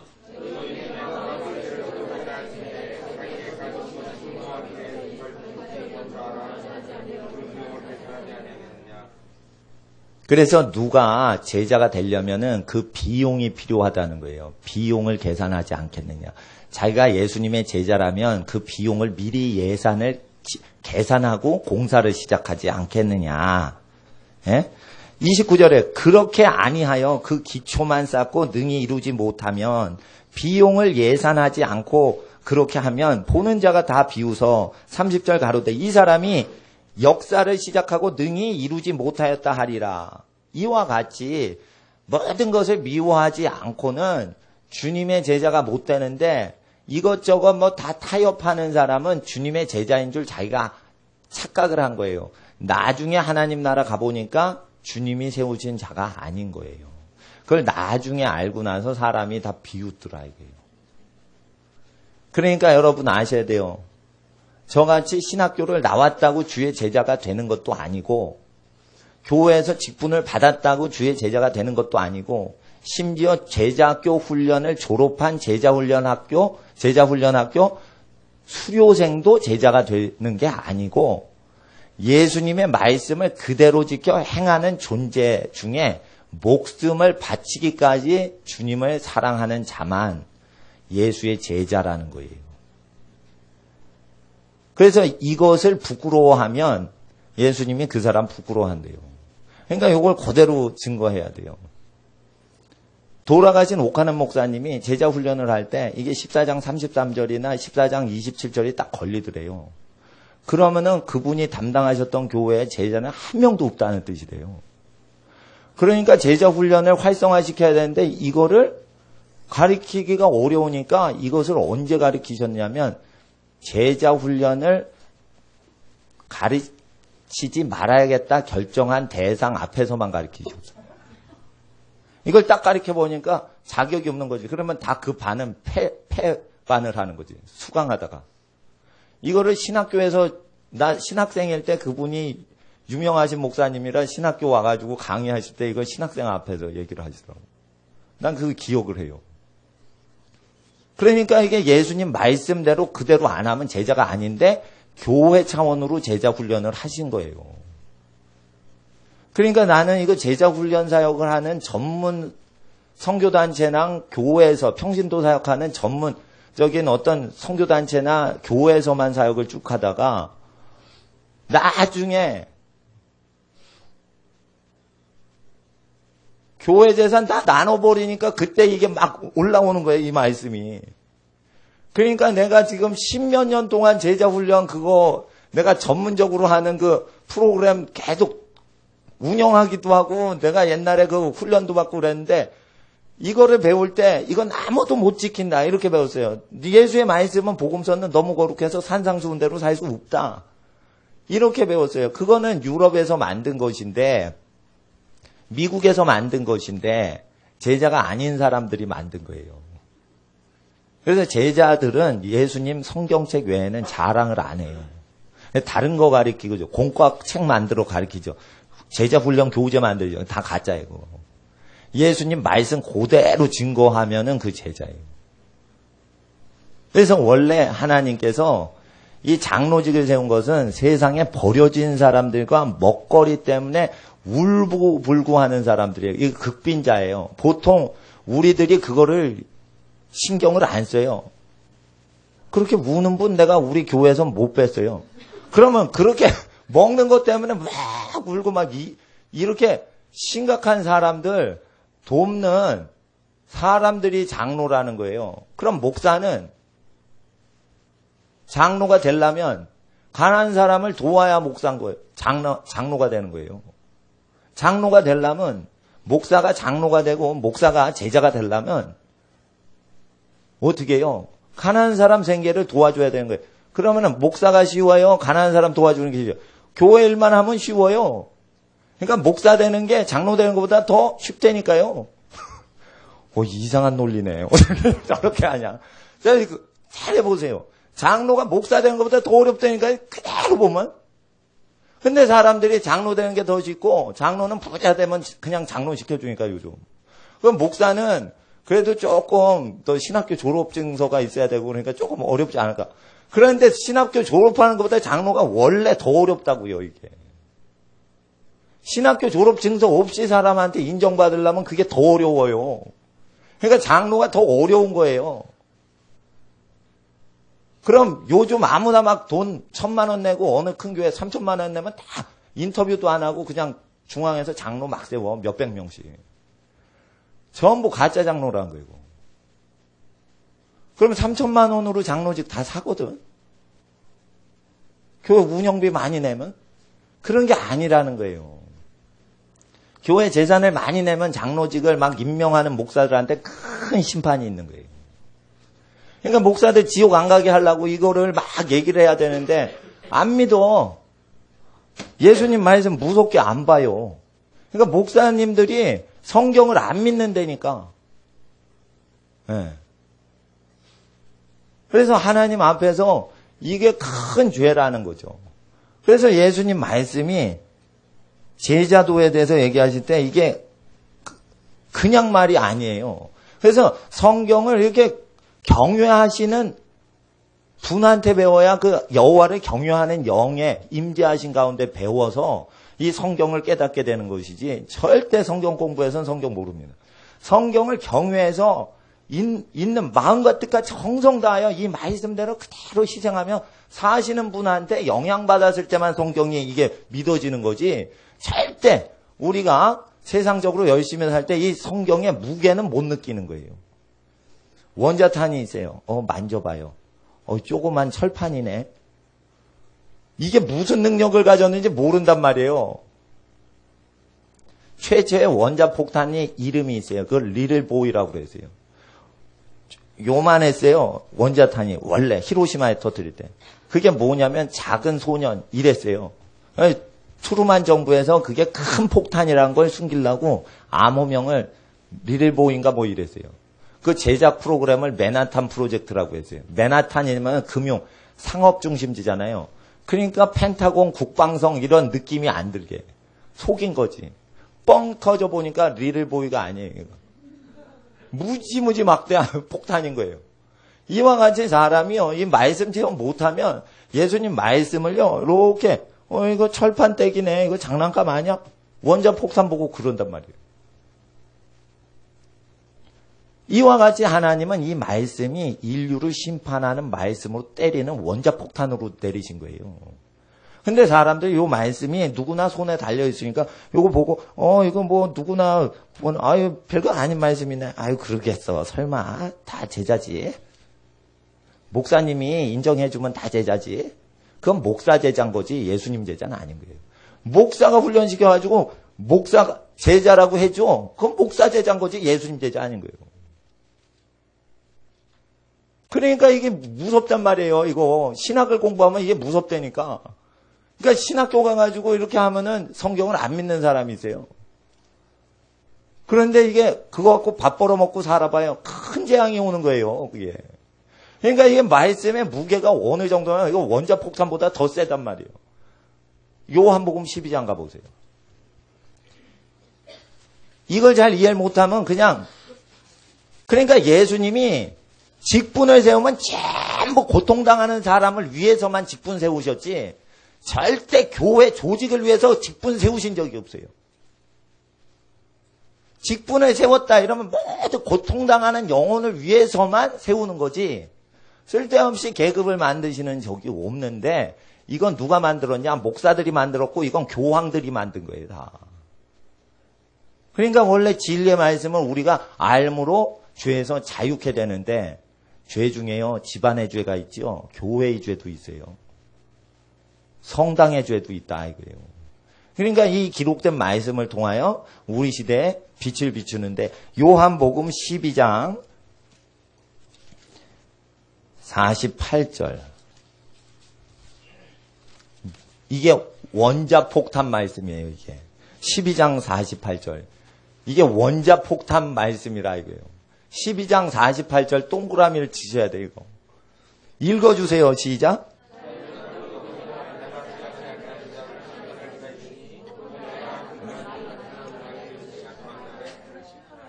최후의 심판 때에서 사람들이 예수님이 무슨 비밀스러운 비밀 책자를 보고 힐끔힐끔 보고 너 몇 년형이다 이렇게 하실 줄 아는 거예요. 사람들이. 그게 아니라 마지막 날에 심판받을 때 예수님이 공생애 때 말하신 게 그대로 울려 퍼지면서 심판을 받는 거예요. 그러니까 예수님이 말씀하셨던 그 말이 마지막 날에 그 불순종 한 사람을 심판하지 마지막 날에 그리스도의 심판대 앞에 가서 새로운 심판 기준을 얘기해서 사실은 내가 요거 감춰놓은 족보인데 지금 심판대 앞에 처음 꺼낸다? 궁금하지? 이러면서 인류를 들어보지도 못한 내용으로 심판하시는 걸로 알아요. 그래서 예수님의 행위책은 신비스러운 내용이다 이러는데 행위책은 범법한 항목들만 기록되어 있는 것이요. 범죄한 기록의 판단 기준은 예수님 복음서 기준으로 판단하신다고 되어 있어요. 그러니까 행위책에는 범죄다 아니다 이게 기록된 게 아니라 범죄한 사례와 장소와 시간과 공범인지 단독범인지 그런 거 개인에 대한 것만 쭉 나오고 진리가 나온 게 아니에요. 진리는 뭐냐면 그 행위들이 왜 범죄인지를 가리는 절대 기준은 복음서 예수의 말이 나중에 그 사람을 심판하시는 거예요. 그러니까 이걸 보면 이게 심판서예요.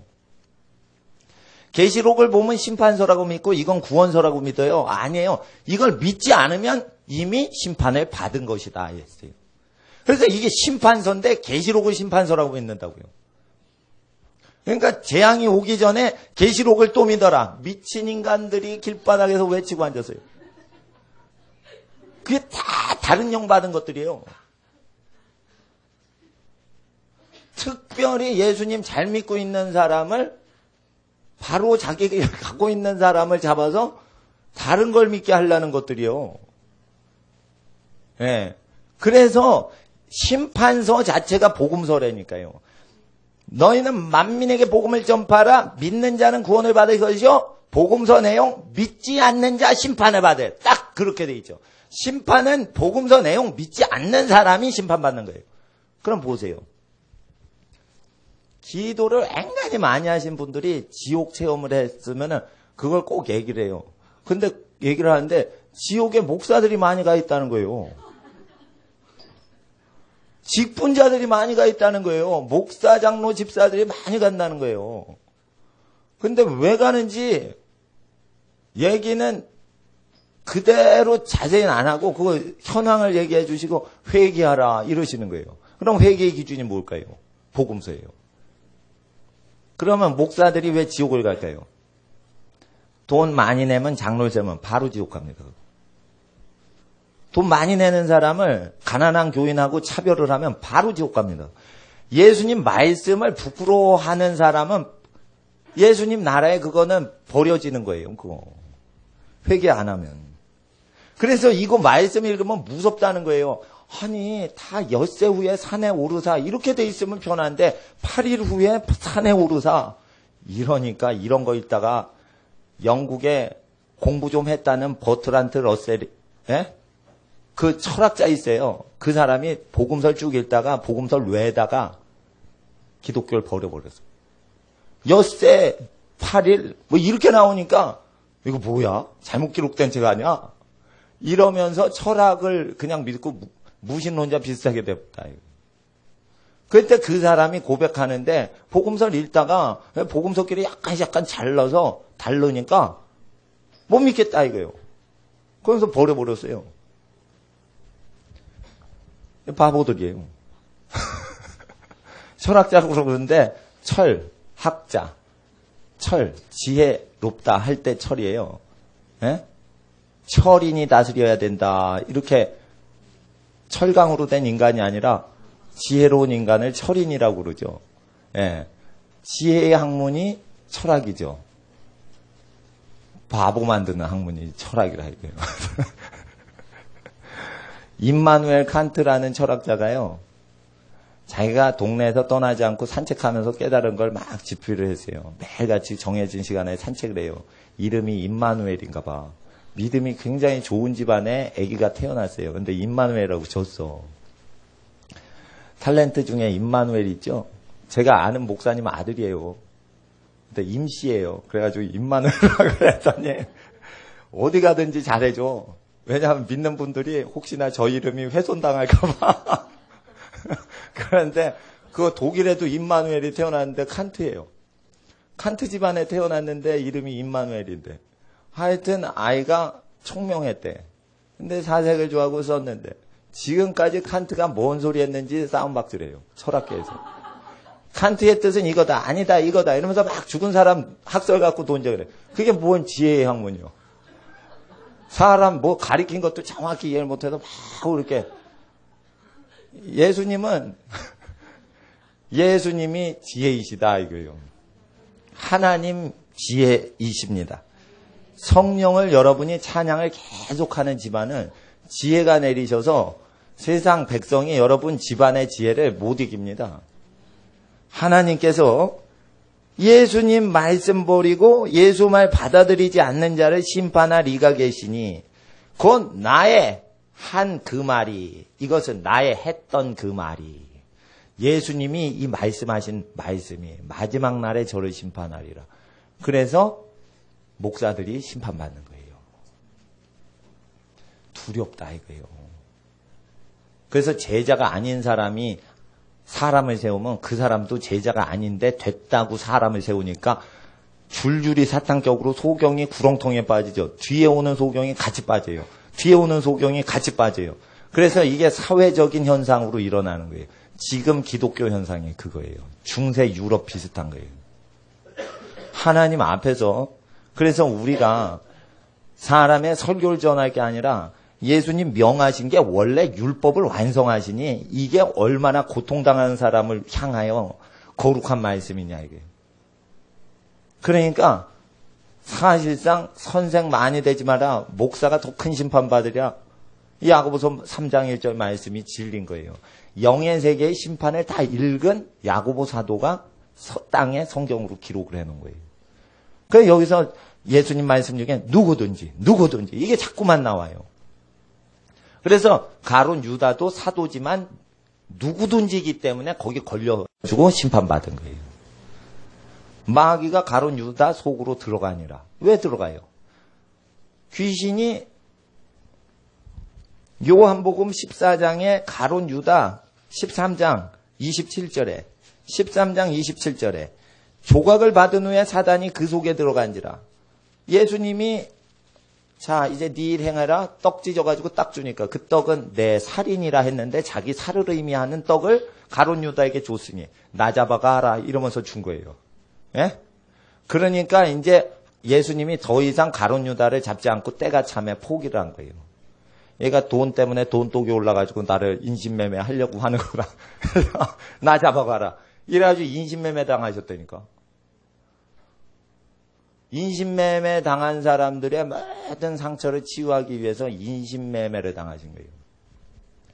예수님이 태아 때 마리아가 약혼자인 요셉한테 얘기를 했어요. 아기가 가졌다고. 그러니까 요셉이 가만히 끊고자 하여 할 때 태아 때 사생아되는 쇼크를 대신 받으셨다. 그래서 버려진 아기들의 모든 슬픔과 저주를 태아 때부터 예수님은 받으셨고, 그리고 예수님이 인신매매 당하실 때, 사랑하는 제자한테 인신매매 당하실 때, 그때 돈에 팔려가는 인간의 모든 저주를 쓰시고, 땀 흘려서 사는 사람을 위해서 가시면류관 쓰시고 피를 땀처럼 흘리셨다. 그래가지고 모든 인신매매 당하고 버려진 갓난 아기들의 모든 저주를 다 담당하셔서 하나님 앞에 모든 인류의 슬픔을 치료하시는 치유자가 되셨다. 그러니까 예수님 의지하면 치유 안 될 상처가 없어요. 어떤 사람 그래요. 내 상처는 수준이 높아서 예수님이 치료를 못 하실 거야. 그렇지 않습니다. 치료 못 하시는 거죠? 나중에 다 죽어요. 죽은 다음에 나중에 부활을 해요. 그때 완전히 다 치유를 하세요. 예. 눈물이 씻기사 다시는 눈물을 흘리지 않게 하시더라. 하나님과 함께 하셔서, 하나님이 인간의 장막과 함께 하셔서 모든 눈물을 다 씻기실 것입니다. 그것은 하나님 앞에서 쌓인 모든 고통과 슬픔을 다 내면으로부터 치유해 주시기에 그래서 눈물을 씻기신다라는 거예요. 하나님 나라에서는 거짓 증거가 없어요. 그래서 슬픈 사람은 눈물을 참지 않고 눈물을 흘리는데 눈물을 닦아주시고 눈물을 없애신다는 것은 슬픈 마음을 100% 완벽하게 다 치유하시고 새하늘과 새 땅으로 거룩한 육체 부활 갖고 들어가게 하신다는 뜻이에요. 그러니까 예수 보혈로 치유 안 될 게 없는 것이에요. 단지 예수님이 이 말씀을 하시는 것은 믿는 자가 구원을 얻고 믿지 않는 자는 정죄를 받는데, 예수님이 지옥 갈 사람들에 대해서 얘기할 때 종교 지도자를 얘기를 많이 하시는 거예요. 그러니까 목사가 되거나 전도사가 되거나 선교사가 되는 사람은 바리새인과 서기관의 모습을 자꾸만 봐서 자기의 완전한 구원의 터를 든든히 세워야 되는 거예요. 거기에 한 구절에라도 걸리는 게 없이 다 순종을 하고 지켜야 되는 거예요. 그래야 목사나 전도사나 선교사들, 전임 사역자들, 이런 사람들이 구원받을 수 있는 거예요. 그래서 차별이 없어요. 그러니까 어떤 사람 그래요. 헌신합니다. 그러고 사역을 해요. 그러면 사역자한테 오는 시험이 있어요. 그걸 다 통과를 해야 돼요. 그래야 자기가 구원이 되는 거예요. 성경적으로 장로를 뽑아서 70인을 세우는 것은 70장로를 세우고 70종려나무 가지를 세워서 사람이 수고하고 무거운 짐진 자들이 쉬게끔 하는 인간을 만드는 것인데, 만약에 돈을 많이 버는 재벌 아저씨들을 교회 직분자로 세우고 생선장수하는 사람들을 막 장로 안 세운다면 그것이 사람을 외모로 취하는 것이니 그것이 죄니라. 야고보서 2장에 그렇게 기록이 되어 있습니다. 그래서 그런 것을 계속 회개치 않으면 그것을 행하는 개인들은 다른 사람은 구원해도 자기 구원 못 받더라. 이거예요. 그래서 제가 노동으로 11조 대신하세요. 이런 게 없는 거예요. 노동해서 힘들잖아요. 에? 돈이 없는 사람 노가다 뛰어요, 다. 그러면은 어떻게 해요? 그냥 쉬시는 거예요. 주일날 쉬시는 거예요. 그리고 하나님을 섬기고 기도 열심히 하시고 집으로 가시는 거예요. 집에 가서 뭐 하셔요? 쉬는 거예요. 아, 쉬는 것도 배워야겠어요. 아니, 그냥 쉬시면 되는 거예요. 배울 것도 없어요.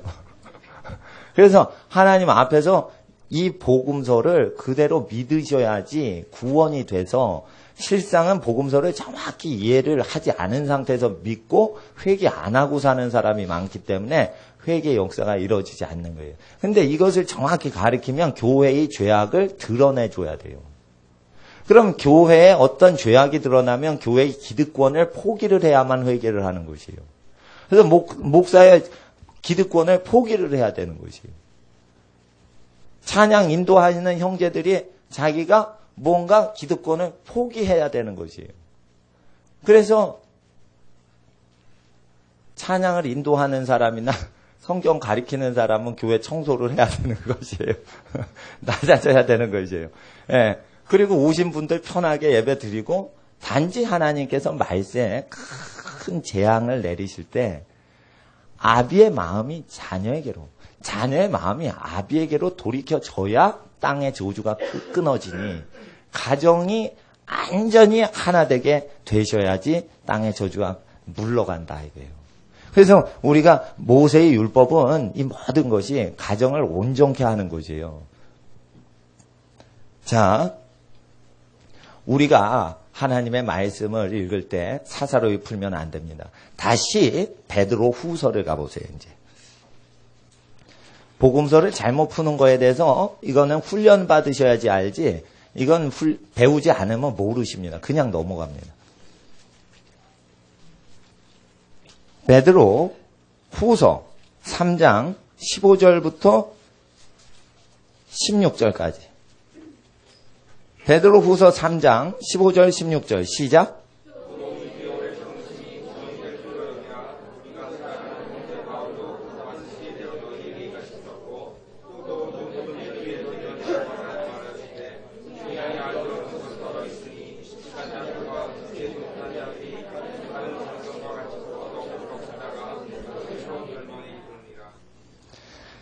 다른 성경처럼 그것도 바울 서신도 억지로 풀다가 스스로 멸망에 이른다 했습니다. 17절에 그러므로 사랑하는 자들아 너희가 이것을 미리 알았은즉. 이건 뭐예요? 바울 서신을 억지로 풀다가 스스로 기독교인이 멸망하는 것이 많이 있기 때문에 미리 가르쳐 준다는 뜻이에요. 미리 알았은즉. 그러면은 로마서 4장 5절을 보세요. 이제 바울 서신 제일 잘못 이해하는 구절 4장 5절. 5절을 읽어주세요. 4장 5절 시작.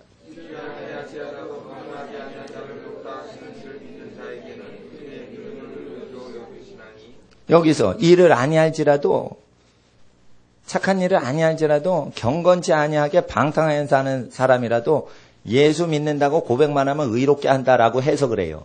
근데 원어 성경을 딱 피면, 원어 성경 피면 의롭게 하시는, 의롭게 만들고 계시는 일을 이렇게 돼 있어요.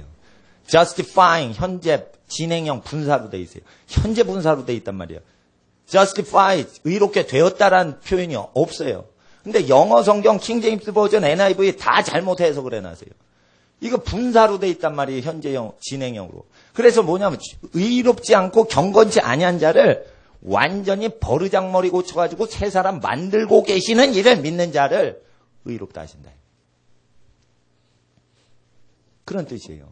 이거는 의롭게 만들고 계시는, 현재 진행형으로 의롭게 나쁜 놈을 의롭게 만들고 계시는, 본때를 보여줘서 만들고 계시는 일을 하나님을 믿는 자는 이 뜻이에요. 그러니까 죄를 허용하신 적이 없는데 죄를 허용하시고 죄 지어도 의롭다 하시는 걸로 해석할 때 이걸 써요. 이게 누구 죄냐? 신학자 죄예요. 세뇌가 돼 있거든. 죄를 막 지어도 구원 받는다고 가르쳤거든. 원문은 그게 아니에요. 그냥 바울 서신 개판으로 푼다 이거예요. 그렇게 보면 다 죄 지어도 괜찮다는 식으로 읽어요. 그래서 아예 문법, 구조, 현재 분사를 찍어서 내가 설명을 해드리지 않으면 모른다니까요. 이게 뭐 한두 가지가 아니에요. 누가복음 1장을 보세요. 누가복음 1장.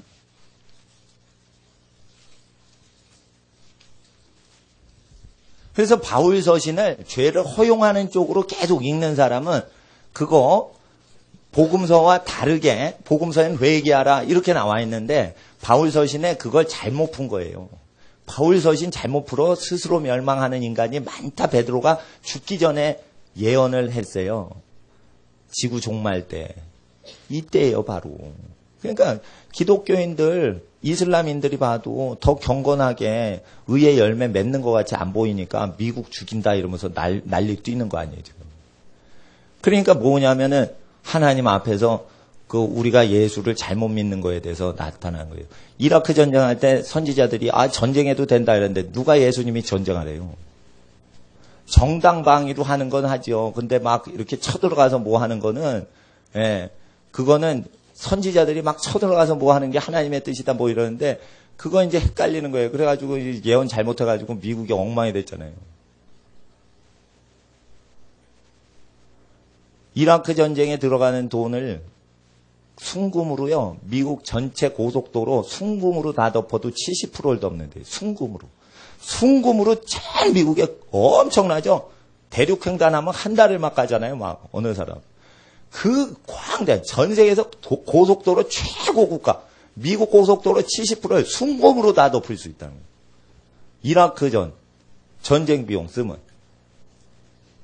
경험 파산하는 거 아니에요, 이거. 지금 파산했잖아요, 거의. 예. 그러니까 이게 예언 잘못해가지고 파산한다니까. 조지 부시 전체 갈 때 그 기도하는 사람이 가담을 해가지고 그게 한 거예요. 그러니까 그 사람들이 예수님 산상수훈대로 증거하는 사람들이 아니에요. 그러니까 그 사람들이 예수 부인하는 건 아니지만 바른 길로 인도하고 있는지 자기가 체크가 안 되고 있는 사람들이 영빨이 좋다고 막 예언하는데 다 믿어버린 거예요. 제프 부시 플로리다 주지사인가 그 조지 부시 동생도 그 선지자 영향 많이 받은 사람이에요. 내가 예언자 운동 그룹에 계속 있고 미국에서 그 집회들만 다니고 그래서 그 소식 잘 안단 말이에요. 그러니까 결국은 뭐냐면 나중에 잘못된 예언으로 국가가 막 망한 수도 있다 이게. 누가복음 1장 보세요. 우리 중에 이루어진 사실에 대하여 처음부터 말씀의 목격자 되고 일꾼된 들이 전하여 준 그대로 내력을 저술하고 붓을 든 사람이 많은지라 그 모든 일을 근원부터 자세히 미루어 살핀 나도 데오빌로 갈카에게 차례대로 써보는 것이 좋은 줄 알았노니 원래 이렇게 안 돼 있고요. 이거 여러 번 했지만 중요해서 다시 말씀드립니다. 원어 성경에 많고 많은 사람이 붓을 든지라. 우리 가운데 우리 중에 이루어진 사실에 대하여. 근데 내력이라고 안 돼 있고 선포, declaration, 선포하는 것을 기록하려고 붓을 든 자가 많았다는 것이지 기록된 책들을 다시 붓을 옮겨 적으려고 붓을 든 게 아니라는 거예요. declaration, diegesis라는 건 소리치는 것을 사운드를 기록하려고 붓을 든 사람이 많았다는 뜻이에요. 그래서 누가는 여러 책들을 참고해서 종합정리해서 누가복음을 쓴 게 아니라 누가 소리 지르는 것을 붓을 든 사람들이 많아서 그걸 받아 적기, 즉석에서 현장에서 받아 적는 사람이 많았었는데 2절에 원어성경상 그대로 전하여 준, 우리에게 그대로 전하여 준 이렇게 돼 있고 처음부터 말씀의 목격자여 일꾼된 자들로부터 이렇게 돼 있어요. 그러니까 많은 사람들이 처음부터 말씀의 일꾼 되고 목격자 된 사람들이 소리 지르는 것을 받아 적으려고 사운드를 글씨로 적으려는 사람이 많았는데 태초에 붙어 있었던 목격자와 말씀의 증거자로 간주된 애독된 가모이 나도 동행했노라 이렇게 돼 있어요. 미루어 살폈다고 다 있죠. Be in the same. 동행했노라 파라콜로스. 이런 뭐냐면 그 모든 일에 대한 최초의 목격자여 말씀의 일꾼인 나도 누가도 모든 일을 현장에서 동행했노니 예수님이 사역을 하실 때 옆에 동행했다는 뜻으로 돼 있어요. 원어에. 근데 미친 신학자들이 이거를 그리스 헬라어 사전을 피면은 그냥 간단히 해석돼 있으면 그렇게 간단히 해석된 걸 딱 붙여서 해석하면 한글 성경처럼 되는데 어원을 분해해가지고 해석을 하면 이게 미루어 살핀 investigate가 아니라 be in the same, 현장에서 목격하고 체험한 참여한 그 단어로 돼 있어요. 어원을 접두하고 이게 어간을 분리해서 다 그 원어 뜻을 보면 그래서 키텔 사전이나 바우어 사전 본 사람은 이거 의역하게 돼 있지 원어 분해를 해야 돼요. 사전만 읽고 하는 사람 다 이게 해석 잘못하는 거예요. 다른 건 모르겠어요. 내가 이걸 무지무지 연구를 많이 했기 때문에 나보다 더 정확히 아는 사람이 없어요. 예. 그러니까 원어는 누가가 바울이한테 나중에 배워서 이걸 쓴 게 아니라 누가가 실제 예수님 현장에 있었던 증인이란 뜻이에요. 그리고 좋게 여기노니 이런 거 없어요. 좋은 줄 알았노니 이런 거 없어요. 단어에. 내가 써 보내노라 이러면서 끝나요. 좋게 여기긴 뭘 좋게 여겨요. 그냥 써보내노라 데오빌로요. 내가 써보내노라 이러면서 끝나요. 좋게 여기긴. 최초의 말씀의 일꾼이요 목격자로 여김받은 나도 해서 여김받은 단어를 좋게 여기노니 이렇게 잘못 이해를 해서 잘못 번역을 한 것이에요. 그래서 이 누가가 쓴 것은 예수님이 그대로 전달한 거기 때문에 하나님의 그리스도이십니다. 베드로가 증거한 것은 주는 그리스도이시오 살아계신 하나님의 아들이라는 고백과 날짜가 다르게 증거한 것이라서 이 말씀에 대해서 경외감을 버리는 모든 이론은 잘못된 것입니다. 그래서 마지막에는 베드로가 증거할 때 오늘 본문 이제 정리를 합니다. 하나님의 성경을 잘못 해석해서 그 부분만 잘못 이해한 게 아니라 성경 자체를 믿지 않게 되어서 죄를 짓고 살다가 스스로 멸망한다는 것입니다. 이런 사람들이 많기 때문에 우리가 말씀을 사사로이 풀지 않고 원래 그대로 예수님이 재림하시면 마지막 날에 예수님이 증거하신 그 말씀이 마지막에 우리의 심판자가 되신다는 것입니다. 그래서 예수의 증인된다는 건 구원받은 사람만 증언할 수 있고 예수의 증언을 하지 못한다는 것은 그 말씀 이해가 안 되는 걸 얘기합니다. 그래서 우리가 주일날 예수의 증인되고자 예수의 말씀을 경외하며 이 말씀을 우리 마음에 새깁니다. 함께 기도하겠습니다. 거룩하신 아버지 하나님, 오늘 예수의 말씀을 우리에게 주시고 예수의 말씀이 잘못 훼손되고 전파되는 것에 대해서 아버지 하나님께서는 노후에 하나님 앞에서 충성된 일꾼인 베드로 사도를 통하여 성경이 사사롭게 전파되고 사사롭게 해석되는 것에 대해서 아버지 하나님 앞에서 참된 증인으로 경고를 했습니다. 아버지 하나님, 우리가 나아가 이 말씀을 참되게 증거하기 위하여 이 말씀이 참되고 거룩하여 잘못 기록된 내용이 없는 것을 우리가 고백하고 믿습니다. 아버지 하나님, 왜곡된 서구 신학이 성경을 오염시켰으나 하나님께서 성경이 오염되지 않고 우리의 사상이 오염된 것을 나타내심으로 우리가 세상의 모든 것을 버리고 우리 주 예수님 말씀을 신실하게 그대로 어린아이와 같이 믿고 하나님 앞에 천국의 자녀로 하늘의 권세를 얻어 살아가는 인생 되게 하여 주시옵소서. 우리가 오직 예수의 말씀을 신실하게 섬기는 사람으로 달려갈 때 그제야 증인될 권세를 얻사오니 주의 나라 모든 말씀 신뢰하는 자들에게 임하여 주시옵소서. 이 시간 주 예수님의 증인되고자 간절히 원하오며 우리 인생을 예수 증거 드리는 시간으로 바치길 원하오며 거룩하신 예수님의 이름으로 기도드리옵나이다. 아멘. 우리 이 시간 한번